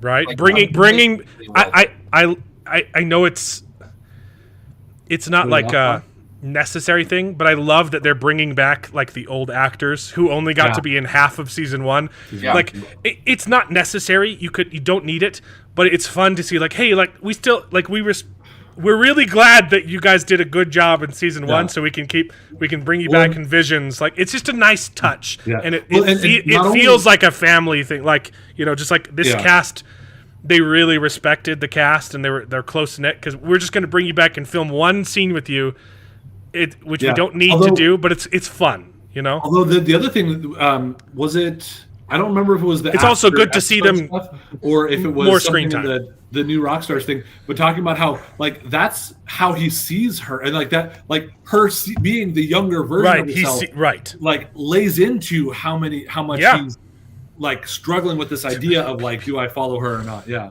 Yeah. Yeah, That that was- one scene, episode 2 or 3 or whatever it was.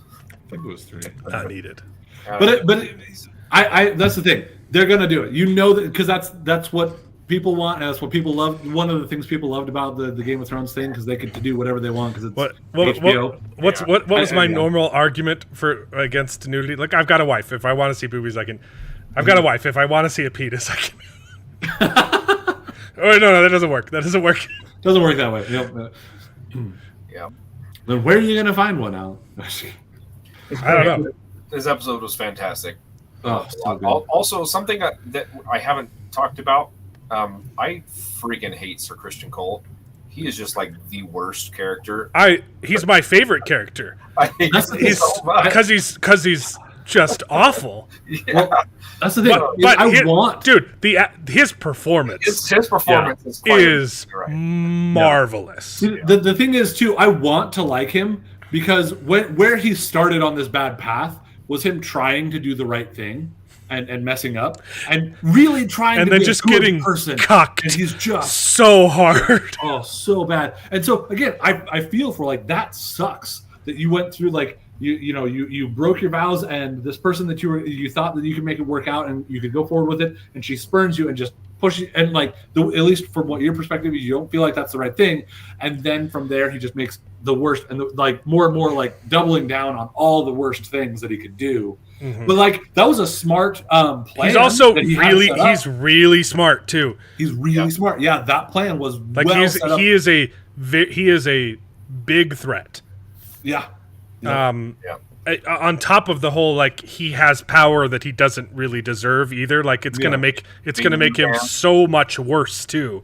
He's gonna do some Joffreying, you know, like he's the worst. Kristen Cole is the worst. But then you get moments in this episode where you're like, oh, like I want to like this character, but I don't want to like this character. Where because you see the king show up, right? Like look, he's talking to Alicent's brother, who I'm really liking his character. I don't remember his character from the books, right? Because there's hundreds of characters in the book, right?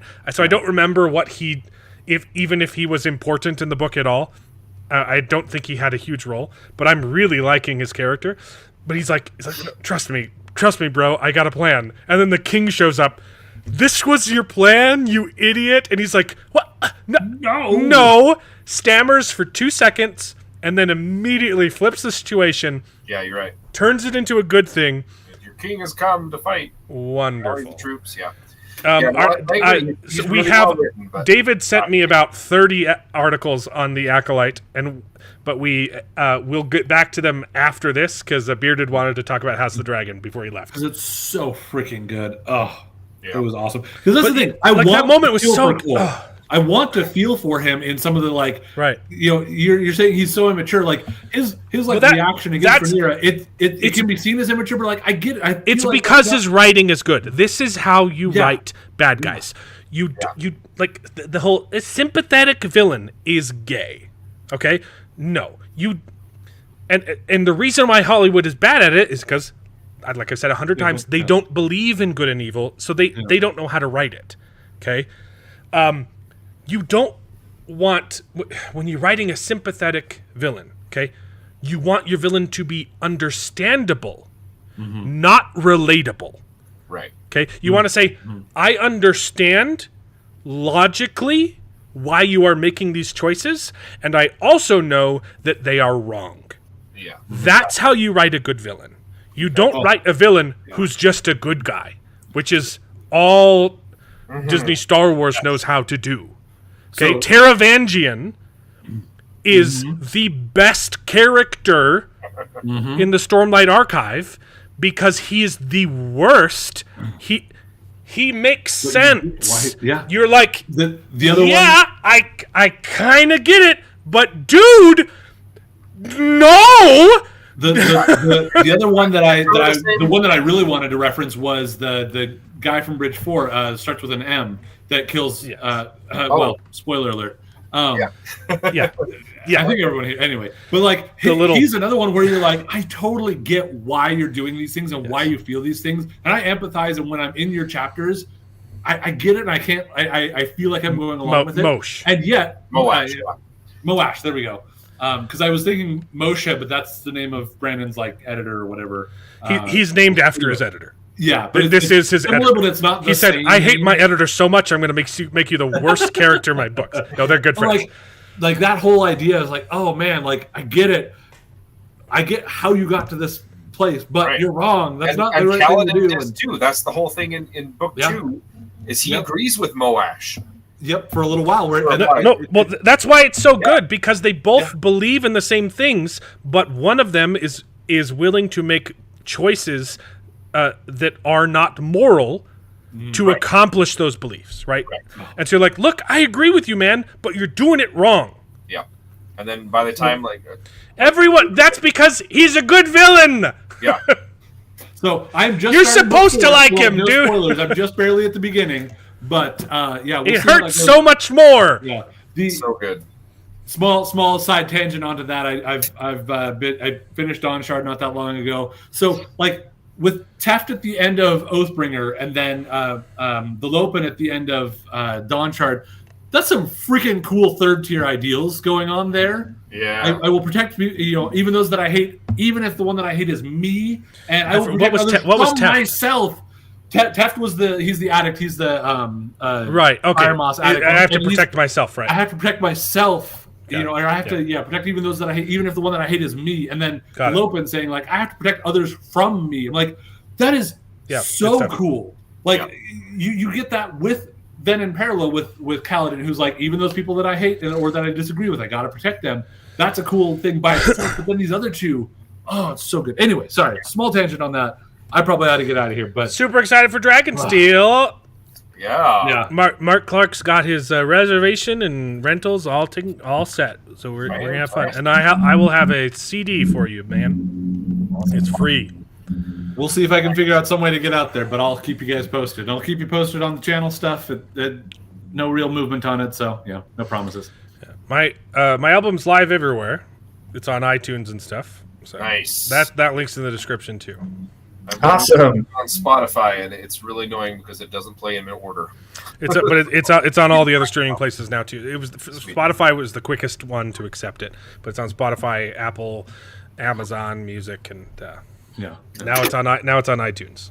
All right, have fun laughing at all the rest of the Acolyte defense. Except, do you probably halfway with it there? Yeah, peace out.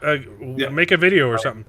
Do you have to have like the iTunes app? Because I don't buy music from iTunes anymore. But anytime I click on the iTunes link they gave me, it just goes to Apple Music, and I don't see an option to purchase from Apple Music. Do you have to have like? Couldn't tell you. I also don't have an Apple device because I hate them. Yeah. It's too bad. They're great. Dude, Not sure I about hate them that. even more. I've literally was on the tech support for 2 hours and they did nothing because I need to get access to my creator profile for Apple Music so that I can add stuff, and they won't let you unless you have an Apple device. They're like, sorry, you have to buy an iPhone to sell music. Wow. And they're like, or you can log into this website if you don't have an Apple device. So I do that, and it gets stuck in a loop saying, oh, sorry, we're retarded, and we're like, it's intentional. I started web development in high school and realized I would never own an Apple device ever because they are intentionally obtuse. It's on purpose. They intentionally make every Apple device incompatible with any other system because they want the top-down. It's true. I hate their business. I hate their ads, their predatory ads. Their entire every ad they've ever produced is look at you. You aren't important unless you own an Apple device. Yep. I hate everything about that company. Anyway, House of the Dragon, Hot D.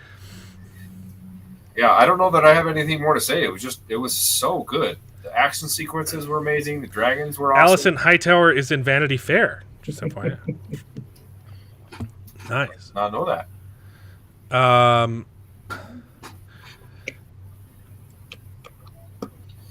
But yeah. If you like historical drama, just a little rec to look at pictures of Allison Hightower. I missed some stuff. I was on a long rant. Wait, isn't Vanity Fair the magazine? Yeah, I'm pretty sure it's going to be. Oh, I'm stupid. My wife and I have had this exact conversation before, and I just like purged it from my mind. It's a TV show as well. It's a TV show called Vanity Fair. It's a TV show. Okay, I thought your wife was suggesting we look at lewd pictures of Allison Hightower. If we like historical drama. Yeah, I'm assuming it's how the Vanity Fair magazine got started or something. But Yes. yeah, they all spy for CIA. Yeah. Yeah, you know, start by background. Not the magazine, the show. Okay, got it. All right. Anyway, yeah, hot tea, so good. Hot tea. I love me some hot tea. Yeah. We got 4 more weeks. I guess we have 3 more weeks of this because the episode came out today. 4 more episodes to discuss. Yeah. I'm pumped. Obviously, this episode's gonna be a slower one, right? You're gonna have to deal with all the ramifications, but I don't know. I'm struggling really hard to figure out where I think they're gonna end this season. I don't, because I would not have guessed where they ended season 1 if I had read the book before I watched it. Like that's not the point. I would have stopped the story. I would have stopped with Blood and Cheese. That's right, where like that's stopped. Right. Episode 1 or season one. Season 1, I should have got like, but I think it works better the way they've done it. Right. So I know where I would end season 2, based on if we're basing it on 4 seasons and how much content is in the book and how much of that book they want to use, because the last couple hours of the book are really slow because the action dies down. Yeah. I know where I would end season 2, and I have no clue if that's even close to what they're going to do. We shall see. But there's going to be more action soon. Nice. I was looking forward to Rook's Rest for a long time, and it's even better. Oh, it's better in the books.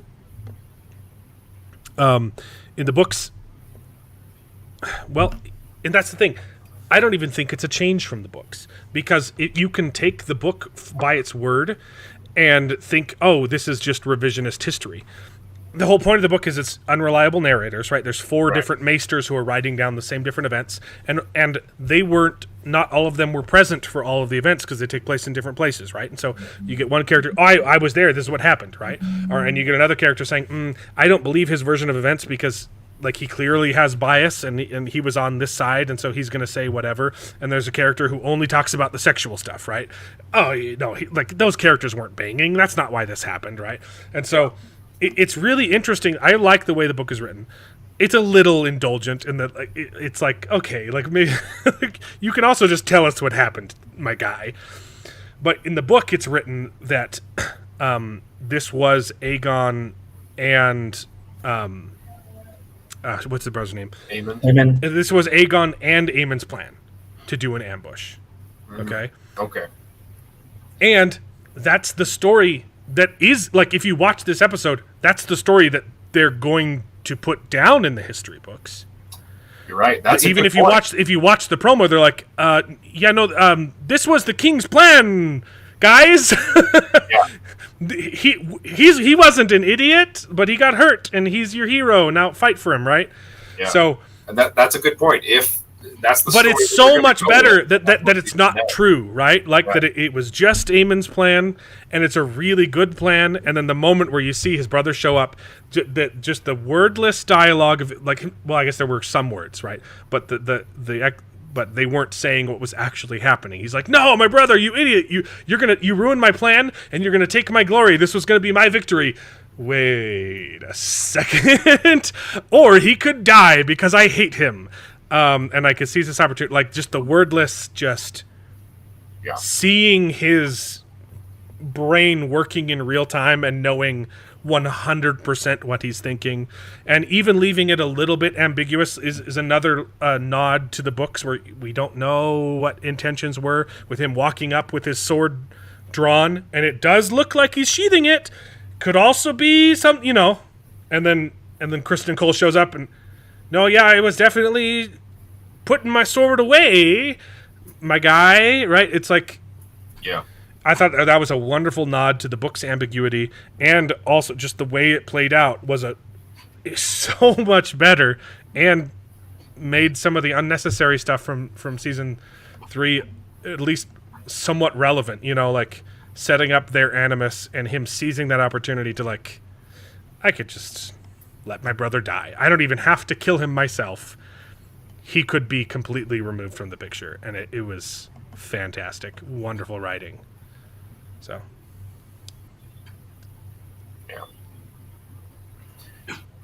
I enjoyed it quite a bit. now you wanted to read those dumb Acolyte articles? Yeah, or we could talk about the bear real quick. I don't know if The bear. I watched half of it. I stopped myself. I think I watched the first 3 or 4 episodes. Dude, episode 2 is first so off, good. before we get into episode 2, David, you're an idiot. Okay? Episode 1 was fantastic. No. Shut the hell up. No. It was great. Okay? I loved episode 1. You are right. Episode 2 is So good. the best one. It's just them cursing at each other One for 50 big minutes. argument. It's one conversation, and It's a bucket. It's a so bucket well. episode. It's a written bucket so episode. well. They don't leave the room. The camera doesn't even leave the room. It's just people arguing over a kitchen table for 50 minutes, and they're just cursing at each other. Non-negotiables, Yeah. The whole the feud between they're like, it's not like, honestly, on paper, it's bad dialogue. It's just curse words. It's just people yelling at each other. But the But the way performance, that it's structured. it's so good. You're like, wait, Yeah. this is genius. And it's not and the direction. it's not just the right. It's the directing, the writing, Yep. but the performance. These actors are so good. Okay. Yeah, I agree. These are It's a diverse show. These are not diversity hires. Yeah. Okay. Yeah. It's 100%. good. All the actors are amazing. Just But, yeah, the brothers just yelling at each other. It's like, what? Would you You're kindly not, wait, please go? you're not gonna mouth off this time? No, I think that's actually a good decision. We should go with it. But still, F you. Oh, and then he's like, no, never mind. I changed my mind. Never mind. I changed my mind. It's a bad idea. Screw you. Is this where he starts cursing him or whatever? Yeah. No, That it's family is such a freaking weird family. Like, And I don't know how they get my things favorite done. bit. My favorite bit is one of the other people walk in and they're just yelling at each other. It was That's fair. the other dude that I have no idea in the next episode why the hell they let him wait tables because he's an idiot. But he walked in and everyone's shouting. at each pour other. the soup in front of, pour the broth in front of them. Yeah. So good. There you go. So okay, I did it. But like it's an Right. idiotic moment, but also like understand like Yeah. like He the doesn't restaurant know- is he's so out of his element. The restaurant is so bougie anyway. Maybe Exactly. I don't know what they're supposed to eat, if it's a performance or food, right? Like But yeah, that episode, he walks in and everyone's shouting, and he's like, "What's going on?" And then Sugar from the back says, "Don't be scared, honey. It's all right." It was just like, holy crap! They didn't need to add that line. It was just so freaking phenomenally amazing. I just got such a kick out of this. wait, who's Sugar? Sugar is the sister. that's the sister. She was in the back, One is pregnant. and he came in and was like, "What's going on? Why is everybody The yelling?" chubby guy? Sorry, I don't Yeah. remember what scene you're talking about. The guy who does the pour the broth. Yes, but in the previous episode, when they're Okay. having the big argument, he walks in, Right. everybody's yelling, and he's like, "What's going on? Why is everybody yelling?" And Sugar from the back, who's Right, already right, okay. in, he's like, "Don't worry, don't be scared, it's all right." It's like, yes, that was amazing. I It was so good. I even liked the douchebag wrestler. Yeah, John Cena. John Cena was Cena. hilarious in Right? in, episode 3 or 4. yeah. I can't haven't stand him, but he was really good in that role. Well, that's the thing. It's kind of funny that John Cena actually, this big guy, Yeah. that I'm sure he's really smart, but he's always playing the dumb, big guy. That's always his role. He's kind of good at it. He is, yeah. Man, But I'm glad you guys are liking it because like Bear's so seriously, good. It's really It fun. is, and this is what I was trying to tell you guys. I was like, it really is a great season. There are moments where you're like, okay, this doesn't quite feel like the Bear, but they're Right. still really good. I think when you said they don't yell at each other as much, I'm like, did you watch episode 2? But then I watched episode 3, which just hurt. It was episode 3. Which one was 3? Painful. Was that That's the where one where it it was the stress episode, Yeah, right? The whole thing- It started going back. Episode 3 was, hey, remember season 1, and it was his character like relapsing. yeah. Oh, yeah. And you're like, and I'm like, okay, all right, maybe Jared was right. Maybe I don't want them to yell at each other anymore. I just want Carmen to be happy. Like, Right. just freaking call the girl, man. Yeah. Like, but yes, episode 3 really stressed me out, and I was like, I agree. Yeah. okay, if we could just get some semblance of a happy ending, I'd be okay with that. Right? right? And that's the thing about this show in particular. Like, it causes so much stress watching it, Yeah. but at the same time, you're like, I am so invested in these characters, and I want them to. They're wonderful. That's want why it to be we've great. only watched 3 episodes, because I was like, I think we're supposed to watch at least half the episodes. You I wanna watch watched another half. one? And my wife was like, I can't handle that right now. Let's watch something else. I stopped myself. I started the next episode and I was like, oh wait, no, I should probably stop. Yeah, but it's amazing dialogue. It's It's not a super interesting show, but just it's a wonderful character piece, wonderful dialogue, wonderful character. Just doesn't look like I didn't think I'd like it either, man. So It's yeah. so good though.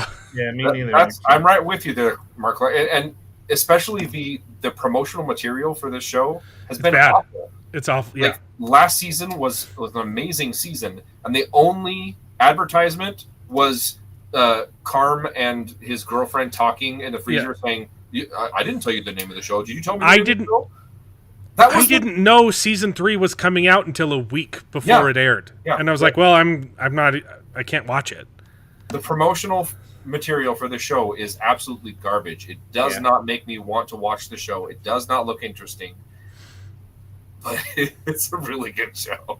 Yeah, and it is interesting because like not a lot really happens in it, but I think it's the character development, and not even the development, but like the character exploration. Yes, that is really great because like you get to really dive into the characters, their motivations, like what makes them, cultivate these passions, and what makes them want to go to work every morning, and most importantly, what makes these guys want to keep doing what they're doing if all they're doing is yelling at each other, right? And that's fantastic. yes, the show is indulgent. It's a little, it's artsy, right? It's they're clearly showcasing the cinematography and making choices that are stylistic and rather than narrative. And what? Freaking pretentious meals with like little tiny portions. Yeah, and exactly. But it's supposed to, right? It mirrors that aspect of the story, the pretentiousness of fine dining, and so the show is a little bit indulgent, but at the same time, I don't feel like anything is wasted. Yeah, me too. Right? Yeah. Like there is no food waste in the show. It's all there for a reason. Like there's not a character in the show that I don't like. That's not unnecessary. No, they're all fantastic. And even the cameos who just show up for one episode. Even John Cena was good in it. I strongly dislike him. Yeah. And in a show like this, where the whole thing is just character piece and people's relationships, with there's no fat to trim. It's hard. Yeah, it's hard to distinguish one character from another and make all characters feel. But they're all so unique. But they are all very unique. They're all very different, and they're all amazing. I love that we've gotten more in season 3 of the uncle, because he's kind of just been in and out. Yeah. Well, now of seasons 1 and 2, especially we got more of him in season 2, right? He's probably in maybe 10 seconds of screen time in season 1. I should probably rewatch. I think it was in the birthday scene with the hot dogs. But episode 2 and everything he's done this season, it's just been so. He literally brings in an autistic guy to talk with Carmen and be like, "Look, you are not making money, Carmen, okay? Listen to my savant, please, and get your crap together." It's so good. Yeah. I've loved the interactions between him and Carmen and how different they are from him and his sister, like his niece, because he's just you're perfect. Let's go to dinner, right? It's very. I've loved him in season 3. Yeah, and even he's even when he mouths off to Carmen, he's like, look, I love you, man, but I'm gonna fire you, man. He's like, you don't you dare talk to me like that in front of the help. It's like, yeah, he's a good character. Fantastic. All right, let's go over these articles. You guys are enjoying it more. Okay. Call Call it good. There's one big problem with the Acolyte. With Star Wars TV. After the Acolyte, there's okay. You wanna just guess one. What is? What? Yeah. Not a, wait, no. Let me guess. Not enough diversity. Nope. Not enough screen time. Yep, 8 episodes is too short, guys. This episode is this season. This show is 8 episodes too long. Yeah, that's exactly my point. OSHA's dark side turn may be too sudden. Oh, absolutely. What, like May's light side turn wasn't? Yeah. Well, but like, did she really? Anyway, yeah. But yeah, that's the whole takeaway that they're getting from this is the only issue not is enough not enough screen time to tell the story. What story? What's gone on? It's nonsensical. No, 8 episodes aren't enough for major character development.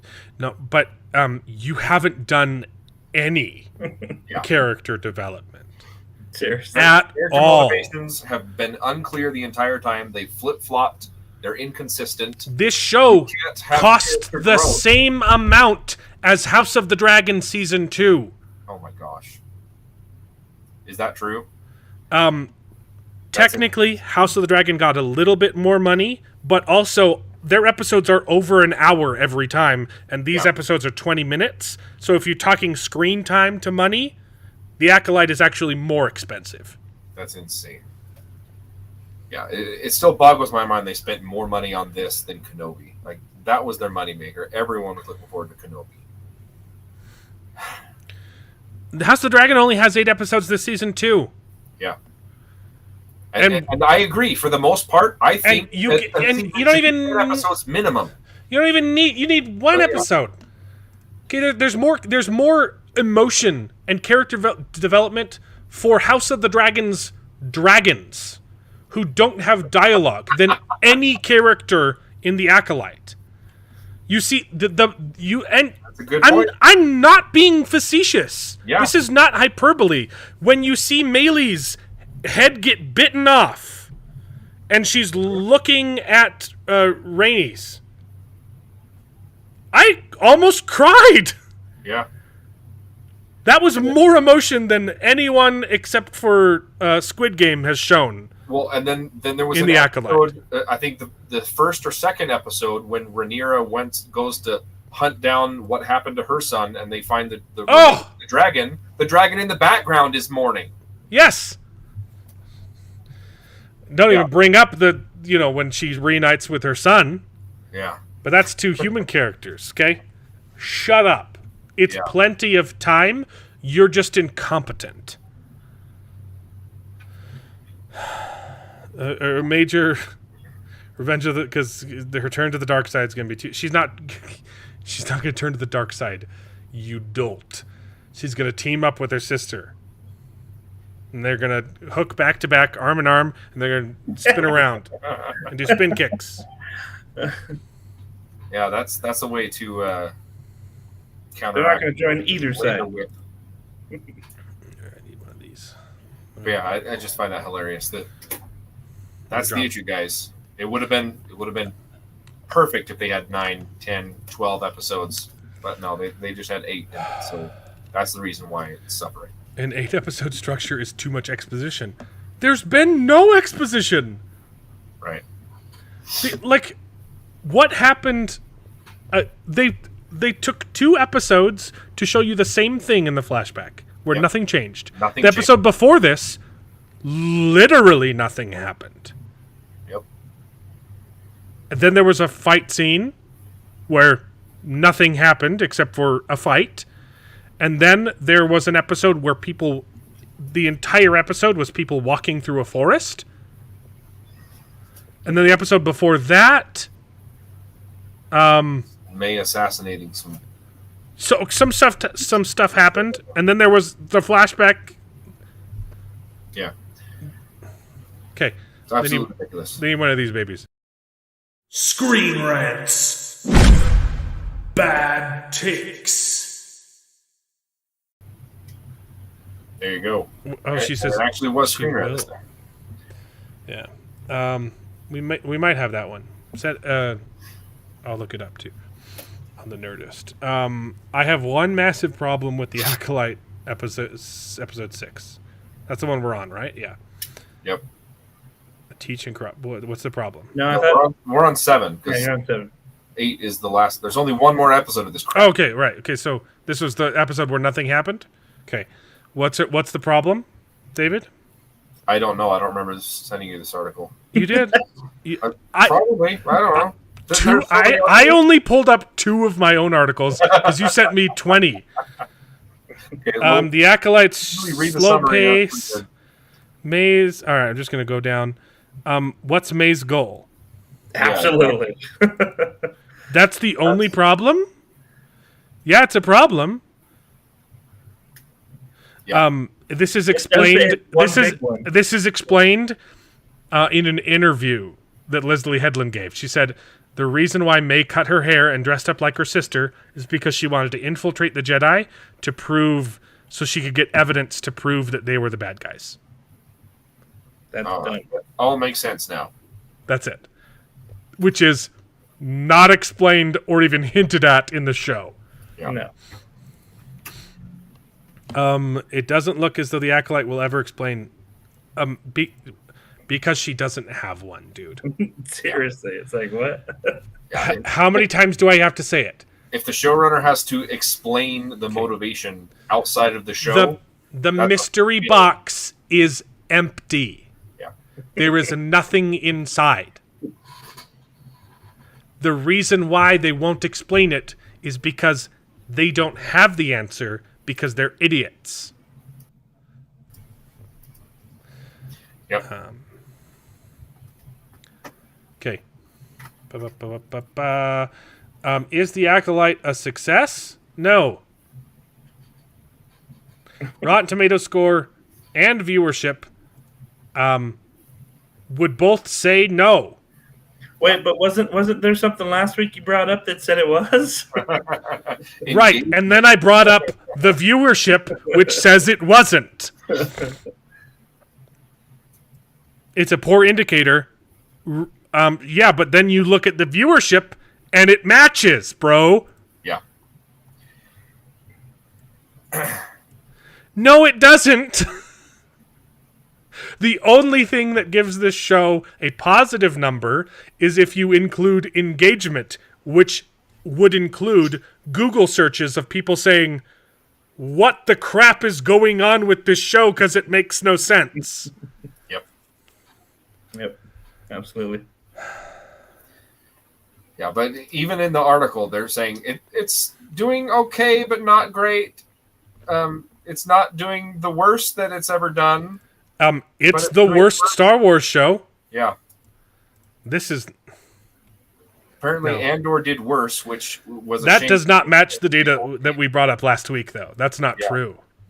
The Acolyte has the least viewing out of any show.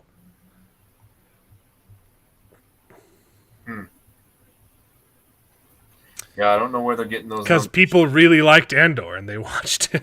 But I love even if it was better than Andor, viewing ratings wise, it's still showing. Oh yeah, it's not doing terrible. It's got 200 million views, where all the other ones are 500 more, right? And still, those weren't. Is this the one you're talking about, Articus? That you wanted me to bring up? The Acolyte's Leslie Headland on episode 7, Witches, Virgins, Qui-Gon Jinn, Anakin. Well, I want to know what she says about these virgins. Yeah. Yeah, okay. We'll go over it in a second. Yeah. The answer is no. It's not a success. It's a massive, massive, very expensive failure. Okay. The Acolyte's Leslie Headland on episode 7, Witches, Virgins, Qui-Gon Jinn, and Anakin. I don't care about any of this. What you want to do is go to the quotes, right? Oh, I think that you skip back to the first quote. That's that whole thing. Oh, they don't have print. Oh, yeah. Bad article. Okay. Put things in quotes, not colons. Let's see. Or bold. Bold works too. Okay. What's she answering? The Acolyte did a virgins. At what point did Divergence become such an important part of the story? Okay. Is that the first question? Yes. When we crafted the story, Three Kings version of Jedi being stuck on this planet. What? I don't know the reference. Do you? Is that where she's trying to say? She's trying to do a He's talking Maru? talking about doing the Vergence as a plot point. Okay. Once we cracked that as a plot point,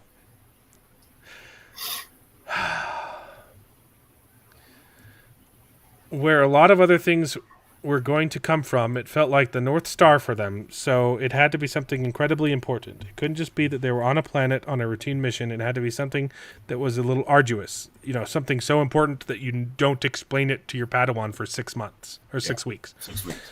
A little boring, but ultimately had the endpoint that would establish stakes for any Jedi that came in contact with the Virgins.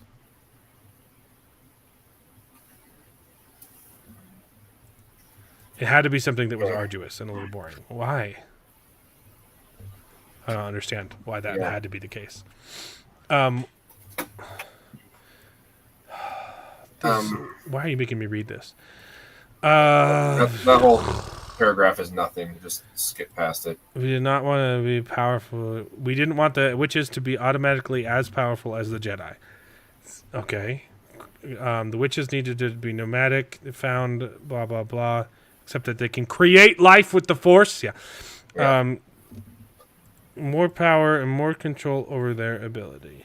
I don't care. So I sort of imagine this a little bit like John Carpenter's The Thing, right?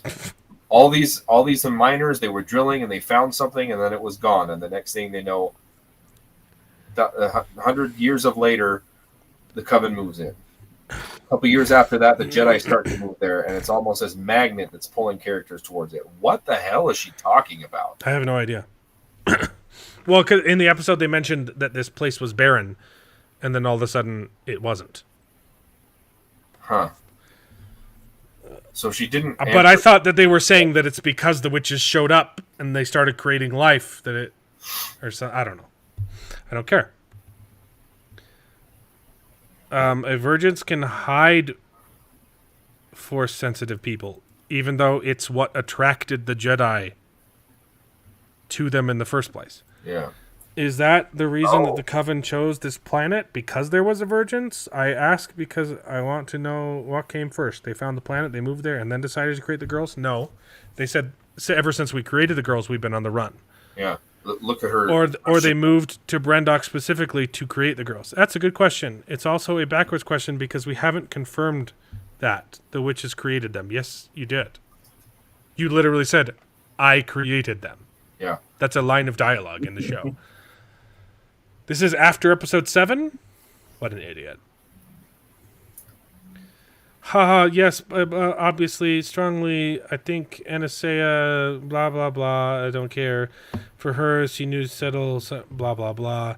Virgins have played an important part in Star Wars since the original trilogy, even though this is the first time we're ever talking about it, right?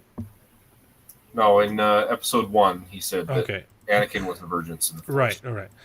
Even if everyone, they can tell us about the Virgins of the Brendok. And this was important to me. Dave Filoni, don't care. Care even less about Pablo Hidalgo. The girls are not a virgins. What? The girls themselves are not a virgins. The girls are not a virgins in the Force. They needed, again, however they got here, the act of creating them was going to need amplification. Therefore, we came around to the decision that the virgins was on Brendok.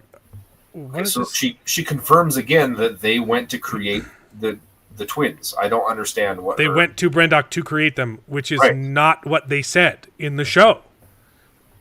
She's an idiot. She has no idea what she's talking about. Yeah.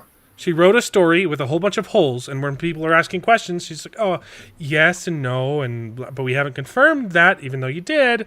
She doesn't even know she hasn't even read her own story. Yeah. It's almost like these things are written by committee. Oh, wait. They are. Okay. So this is Okay. not even my question. It's souls. The twins, where did they come from? How were they created? Tune in next and subscribe to smash that subscribe button, everybody. Yep. Yep. Do you know if you're definitely getting a season 2? No. Yeah.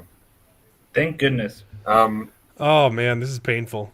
This is really hard to read, man. Yeah. I hope you appreciate this, Articus. This is so much text. This is like reading a meme that was made by a leftist. Yeah. Trying to connect the dots and It was just like figure out what paragraphs they were going for. of text. Yeah. Yeah. That. Anastas's ability to Torben, I don't give it. Night Sisters, those were powers. She wanted to use the Night Sisters, but Dave Filoni told her she had to create new ones because he's going to use the Night Sisters in the Mandalorian movie, and he didn't want people to be confused. And also, he helped write a lot of this, and I hate him. I don't think he had anything to do with this show, bro. David, yes, he did. That's Dave Filoni was in charge of it. Signed off on the whole thing. Yeah. You haven't seen the Signing articles? off on something being made. Okay. Let's continue. So I gotta Google some stuff now. I don't want to get into this anymore. Um, I agree. I think Dave Filoni has problems. He's too attached to his characters and doesn't let them die. But He's the creative chief of Star Wars right now. yep, after this show was already greenlit and No. started being made. No. You're wrong. He signed off on all of this, David. Okay. Have you seen his wife? I am not. I think we talked about this before. I don't remember. What was the other thing we talked about? The virgins. What was the other reason we brought up this article? I don't know. Oh, Yeah. she said that OSHA will return to the dark side. Oh, This yeah. is Dave Filoni's wife. Yes, I remember talking about her. Yep. Okay. Yeah, he signed off on all of this. How the witch is different from Night Sisters? Yeah, Dave Filoni said I couldn't use them. Blah blah blah. Going to show suggests the Jedi had done something terrible. Oh, good, because we're saying that she's going to turn to the dark side, right? That's why we brought it up. Because Artica's made us. I'm so glad it read that way for you, that the Jedi are evil. Gosh. Because that's how you wrote it. Yeah. Shows about bad guys and everything. And all of the advertisement was you saying that? Yeah. We wrote a show where, from my point of view, the Jedi are evil? Okay. I'm so glad that you caught on to my subtlety. Why does Soul feel a connection to OSHA? Don't care. Qui-Gon Jinn, please don't compare anything to Qui-Gon Jinn. Don't care. The twins, why would they let her go? With Jedi sacrifice. Why are the twins their future? Because they said that they were their future, and so that's it. And the Jedi sacrificed their future. Why is powerful of Coven witches need a new leader anyway? Because I didn't think that far in advance. I don't care about her answer. Power of two will breed the power of many? What the hell? Why did they... Okay, this I'm curious about. Why did they all die when they... Okay. Because we needed them all to be fainted when May broke out and thought that they were all killed in the fire. I'm pretty sure they're dead. This was a big question when we were working on the episode. To me, it was very important because it told two stories. No, it didn't. It told one story. It told the same one story that twice. Indara, despite her... Is that the spiky? No, Indara is Matrix girl? Okay. Matrix, yep. Okay. Indara, despite her being completely and... One story. Indara, despite her being completely and utterly the consummate Jedi in this episode, I did feel it was important that she was also misjudged something. What did she misjudge? What is this English? Where's the second story? I don't even understand what she's saying. Yeah. if we were going to explore those themes, she couldn't just be an infallible. What did she do wrong? She had to have something else going on. It doesn't explain anything. We already talked about how she's not guilty of anything. And I think what she did, or you wrote it. Yeah. What she did is, in the moment, I told you, the mystery box is empty. Yeah. The people who wrote this do not have answers. They wrote it backwards and didn't bother to fill in the blanks or even look at it and say, oh, hey, this doesn't make any sense. No, it's okay, but we need all the chess pieces to be in the last episode. She doesn't even say what happened. Listen to that question. I think what she did is, in the moment, in trying to sever the connection between Kelnaka and the witches, so it took all of them to mind control the Wookiee, when it took one black lady to mind control Torben, even though his mind was fortified.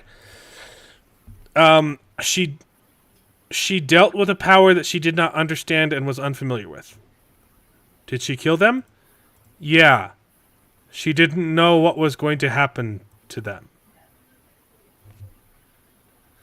So it wasn't intentional? No, she didn't know that it was going to kill them.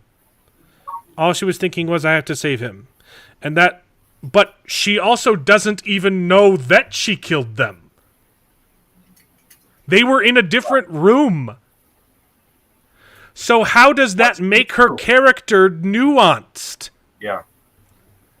None of what this idiot is saying makes any sense.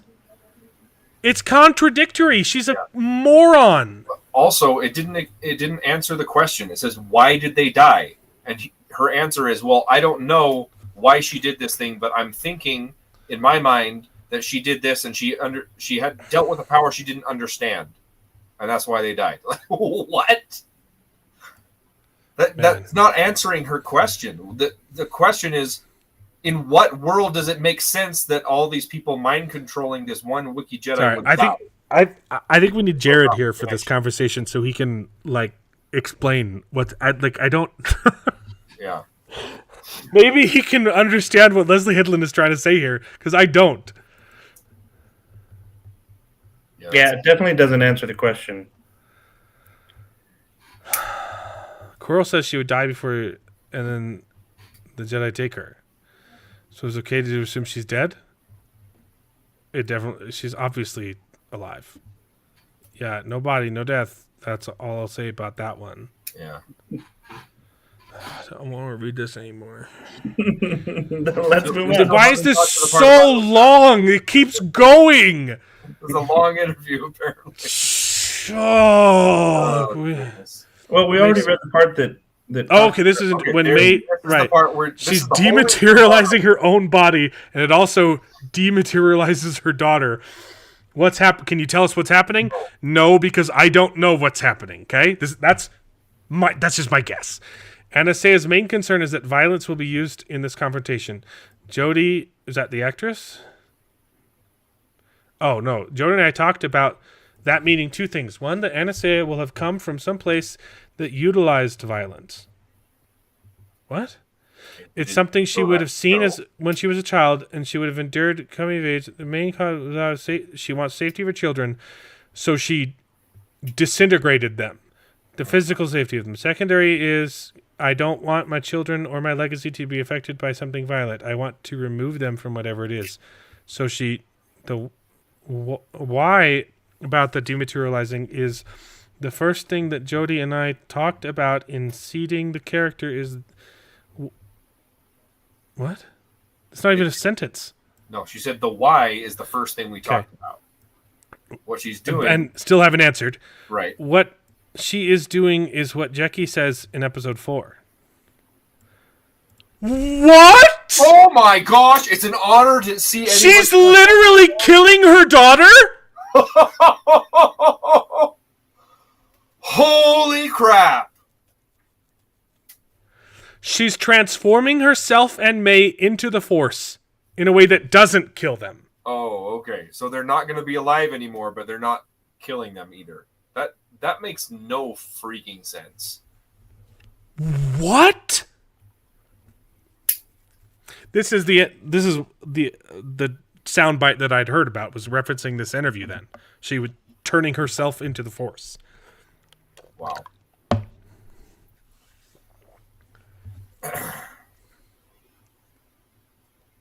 Don't care. Okay. Soul Edland. Oh my goodness. I'll kill you. So she misremembering it? No, because you showed us her saying it. Yeah. Is Khmer truly a Sith? Don't care. And when? Oh my gosh. Don't care. What aspect have you focused on? I didn't see it. Maybe we skipped over it, but I didn't see her talking about OSHA. It might have been in that last question. OSHA turning to the dark side. Wrapping up for the last episode.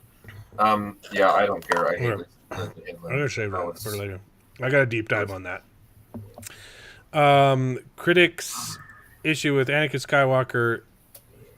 You're paying attention to the wrong part of the story if you are noticing the plot holes. Yeah, find the quote. It's just so long. There's no way I could read all that on a stream. Yeah. You're paying attention to the wrong aspect if you're noticing all of the crappy parts of our storytelling, even though we were pointing directly at it. Right? Hey, David, I'm going to do a magic trick. Okay, I'm going to see it, bro. Make this disappear. Okay, so look over here. Okay. Okay. Sorry, I'm looking over there. David, you're noticing the wrong thing. Okay. Yeah. There's a you magic. noticed the wrong thing. When's the magic trick? Where did it go? Oh my gosh, it's gone! Where did my chapstick go, David?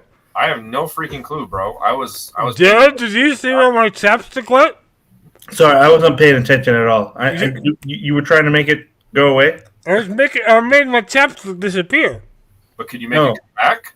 No, you're noticing the wrong part of the story. You were supposed to be looking at me snapping and not obviously putting the chapstick in my mouth.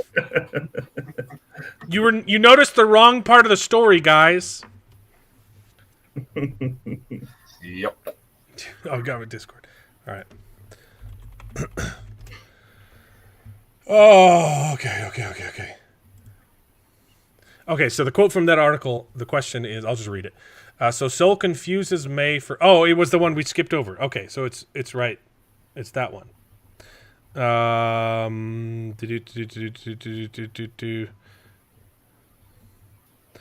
Just read the quote. Yeah, Soul confuses May for Osha during the standoff right before he kills Anastasia. What does that mix-up reveal about Soul, both in the moment and for his presumed connection with Osha?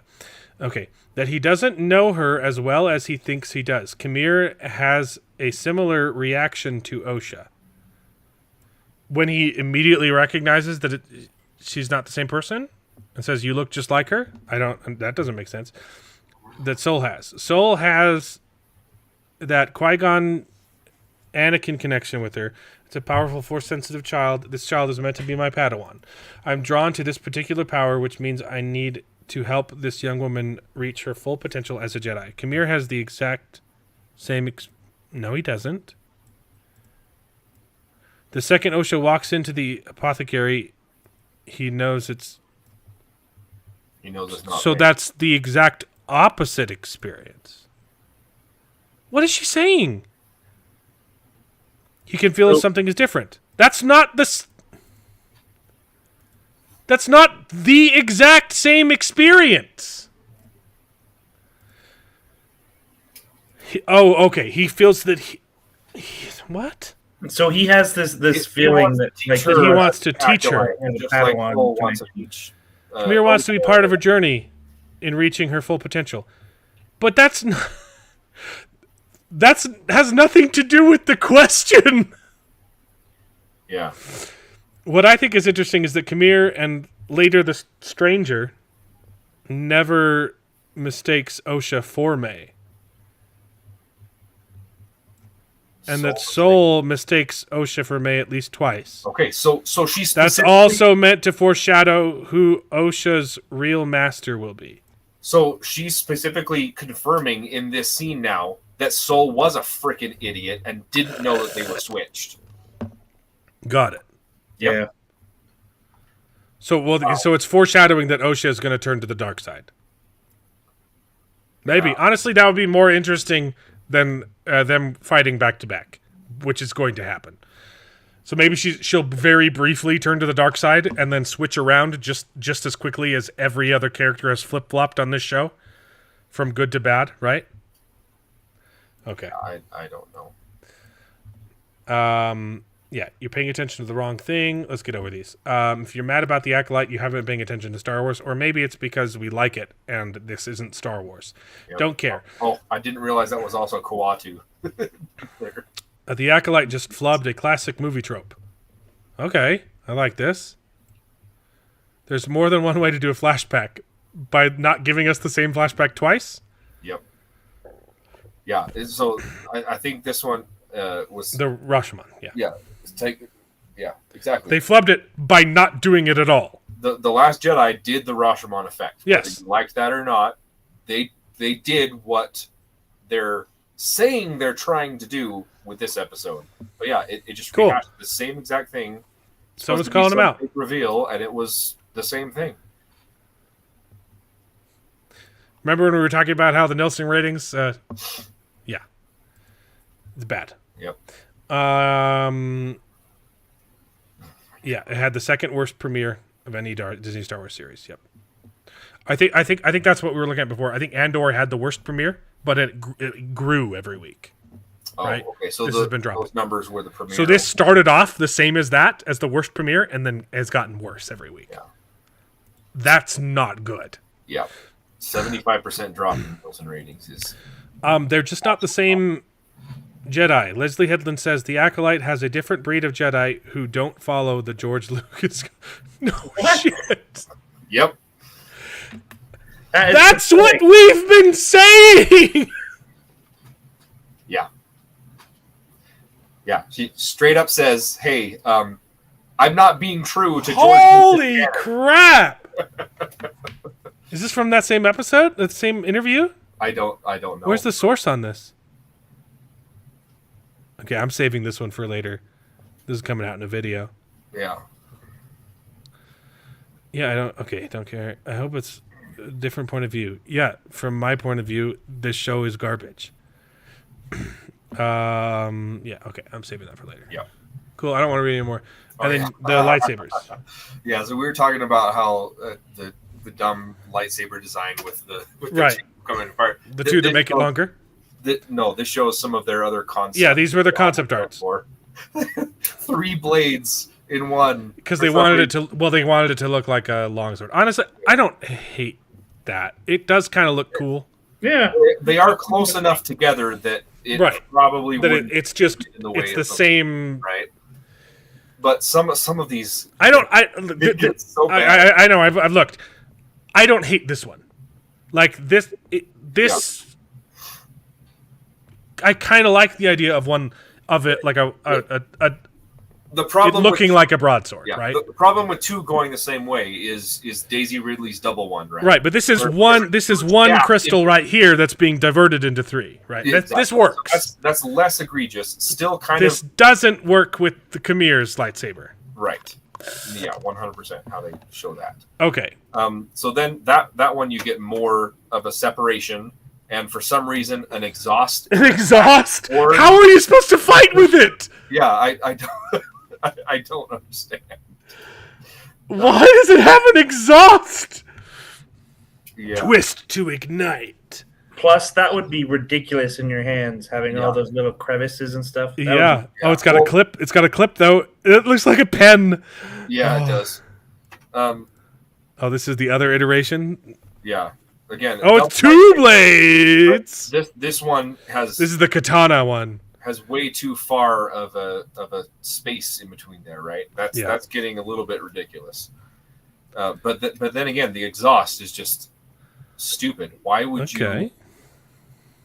That one looks interesting. See, Sith, right? It's a nice big dildo. Got it. But it unclips and they come out different ways. That would work. Exactly. Doesn't work the other way around. Yep. Continue. What? Yeah. How do you hold any of these? I don't know. That one looks super unwieldy. Again, a heat vent in the back. Why? Toward the carrier of said weapon. I don't understand. What's the obsession with heat vents? That's Kylo never Ren, been a thing. Kylo Ren was cool with his little heat vents off to the side. I don't know. Those weren't heat vents. That was a Yeah, it's a crossguard. what? How do you hold this one? Yeah. It looks like someone shadow puppeting like a crocodile. Yeah, it does. What's the point? What? I don't know. What's the point of that? They have some sort of similar things in other canon lightsabers that go off to the side. Not nearly that long, but that's traditional. This is That one's fine. fine. I like that one. I don't love this. It looks like it came off the shelf at a Walmart little clip on it with a. That's a screw. That's just a Phillips head screw. Yeah. So that one's fine. Again, with the vents. It's got some coming out the side too. Yeah. I don't understand their fascination with dangerous vents to the owner of the lightsaber. This is not horrible. But again, it has those not shooting out vents, but it's got hot points on either side. All of these would be hard to hold, though. Yeah. This one less. Honestly, so. Darth Vader's lightsaber too was unwieldy to hold. This is Indara's. It's marble. The marble. It is marble. Marble becomes translucent when blade ignited. Yeah, that one looks cool. Parts of the interior whirrings can be faintly seen. Okay. Inner workings can be seen. That one's all right. It's kind of cool looking. It doesn't say workings. It says whirrings, David. Yeah, I think it's supposed to say workings, but it says whirrings. I can't see it. It's too small. So here's a triple blade. Triple blade. Again, they're close to each other, but why? Exactly. These all look like they would sell out on Bad Dragon. This one isn't the worst. I don't like the. I don't know why the grip isn't as, because if it's especially a triple, you would want a double-handed grip on that. Yeah. I don't like that. I don't understand the configuration of the three blades on that one. It would make. I don't know. See, the other one that had 3 would make more sense. This one, as soon as you hit, you'd be like turning every time. Yeah, I don't. That's a bad design. I don't hate that one. That's the same one. Kind of actually like that one. Sounds fine. It looks dumb, but yeah, wrong with the design. Sure, it's just a bad design, but it's fine. Yeah. Yeah. Anyways, again, looks like another vibrator. Sure. Yeah. Okay. Those are your lightsabers, and to cap it all off, I got a Star Wars meme for you. There we go. I think I'm going to steal this in video format. That's good. But perfectly encapsulates my feelings. Yeah. Anyway, this has been Best Gen, where nerds complain about Star Wars. Oh, jeez. It's been a day. Anything else to say? I don't. I was going to pull up real quick the schedule. Yeah, that's it. We'll see you guys next week. Next week, we've got... we'll be done with this. This will be the last time we'll ever have to talk about the Acolyte, unless for some reason it miraculously gets a Season 2, which I doubt. Yeah, me too. So we have more Hot D. Oh, man, that sounds real good. Some nice Hot D after this long day. Sounds like it'll hit just the spot. Yep. And then some bear, huh? We'll see. And the bear, yeah. I got to pace myself, though, right? Yeah, I don't know if I can commit to watching. Oh, The rest of it. I won't be able to stop myself Well, from here's watching the the rest. thing. The great thing too about the Bear is that they're short episodes, so they're They're only not that long. 30 minutes. That's true. Actually, I think some of them were like 40 minutes, but still, like they're short. Well, then the one Christmas episode, out of the blue, was like an hour and a half. Yeah, but I don't think So there's good. anything like that in this season. So. Yeah. So good. Okay. I got the schedule pulled up. All right. Next week is, House of the Dragon. We'll be talking episode 5 because we're a week behind. And the finale of The Acolyte and Twisters drops next week. I don't know if I'm going to see it opening week. I honestly think it looks kind of good. Yeah, I agree. I think it looks fun. You know, the original Twisters was kind of a stupid idea. Sorry. But Twister? Good movie. You mean? Oh, yeah, Twister. The original Twister is a really fun fantastic. movie, but some of the things that occur in it are kind of ridiculous. Like, Right. that's You not. can leave now. Twister is phenomenal. I didn't say it was a bad movie. I like the movie quite a bit. But yeah, I think everything we've seen from the commercials of this one is like, this is like a natural progression of what tornado hunters would do with more technology. Yeah. It looks good. It looks like fun. I'm worried. Yeah, it could be total trash. But my wife loves Twister, and I gave blood, and I should be getting free tickets to go see it. Probably won't be able to see it next week. So but then Deadpool drops the week after that. That's probably something we should watch opening night, right? That's going to be in the zeitgeist. I haven't seen the Deadpool 2 yet, so I was gonna say, I don't remember. If you guys aren't, I just assumed you guys were going to go see it. I'm fine watching it the next week on a Tuesday where I can get it for $5 instead of full price. I don't care if it's a week late. If you guys aren't, I just assumed you guys would be invested in it. Nope. Yeah, I won't be watching. Not really. I've never been super into Deadpool. It's one of the ones that I wanted to watch back when I had Disney Plus. Okay. It's my cat. In the Look at himself? Yeah. Yep. Herself. Yeah. Herself. It's always one that I've wanted to get into, but I just never have. Okay, I'm just moving those back a week then. I'll watch those both on. Because, they haven't emailed me my tickets yet, so I doubt it's going to be opening weekend. So I'll go see Twisters with my wife. She's really excited to see it. It has nothing to do with Glenn Powell. And solely to do with the fact that she likes Twisters and not that she wants to look at Glenn Powell for 2 hours. But I'll go see that with my wife. And then, and then I'll go see Deadpool Tuesday. I'll go see Deadpool 3 on Tuesday the week after it comes out. Nice. And then the next week is Borderlands. Oh, boy. I don't want to see that opening night. But that'll also be our last week of Hot D. Yeah. I do want to see the Aliens movie, though. That drops on the 16th. That's another prequel, right? Yeah, I don't like that it's a prequel. I enjoyed Prometheus. The one after that was kind of dumb. I didn't see the second. But yes. I would prefer it either be a sequel to where Alien stopped, or a sequel to the Prometheus story, and they're not doing either of those things. They're doing like a prequel to the first Alien movie. Oh. It kind of looks good though, and I really like all of the Alien movies, even the bad one I enjoyed. So I'm interested in that one.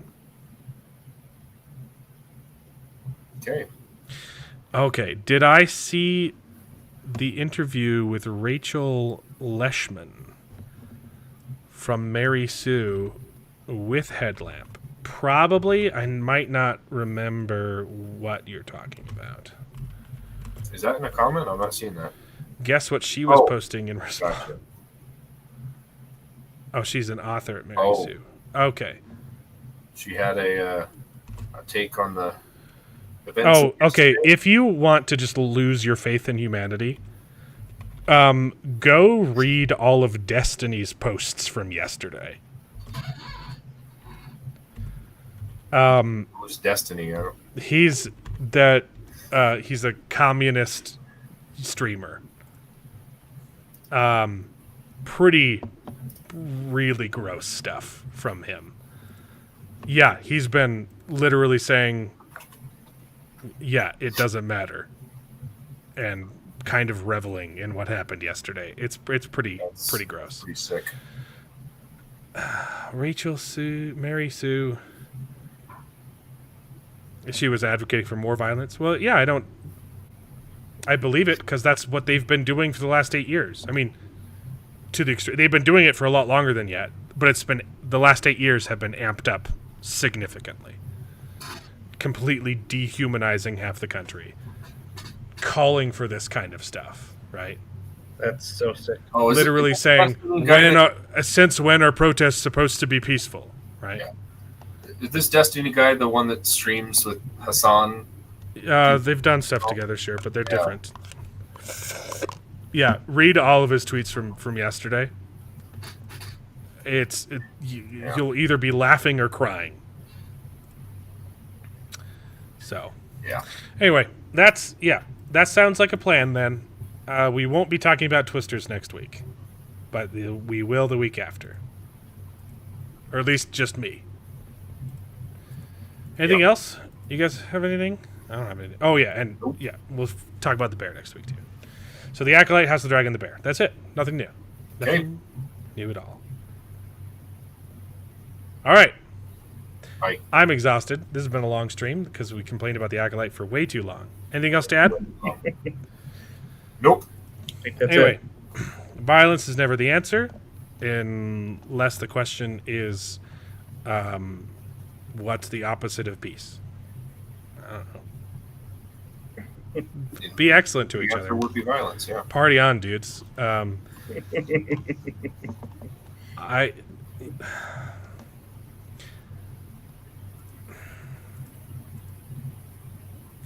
don't dislike Democrats.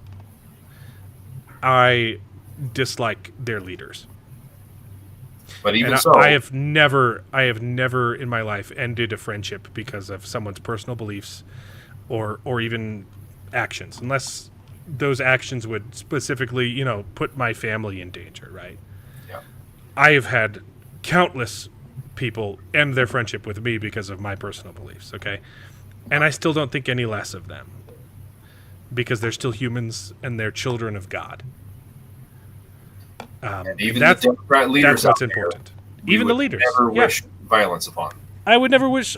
As much as I think that they are literally doing Satan's work, I would never wish violence on any of them. Yep. I think that's the message Well said. that we could all take from this. I don't blame the people falling for the lies. I blame the liars. And even then, I wouldn't wish violence on them. So, be better. Disagree better. That's a quote from Governor Cox, who I hate. Anyway, bye. Bye. And now it is time to say goodbye. We had a great conversation. It's been fun. But all good things must come to an end, and the goodest ending I can think of is... Right now, this moment, this night. So I guess we just say goodbye. So, goodbye. Toodaloo. Au revoir. Auf Wiedersehen. Ciao. Ding dao day. But come back next week for more outrageous bloopers. This is the end.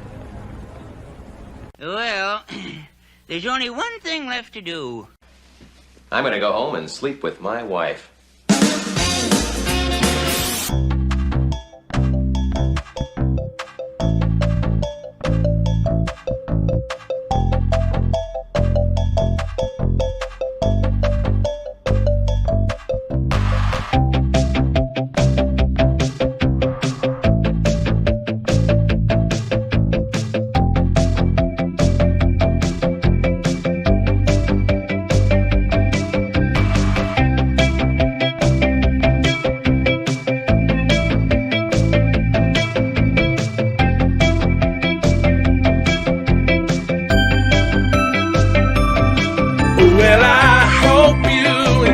the video if it's true. Please take a minute to subscribe to the channel, and you can join us along for the ride. And if you pay me, I'll try to be more entertaining, so please consider joining Patreon.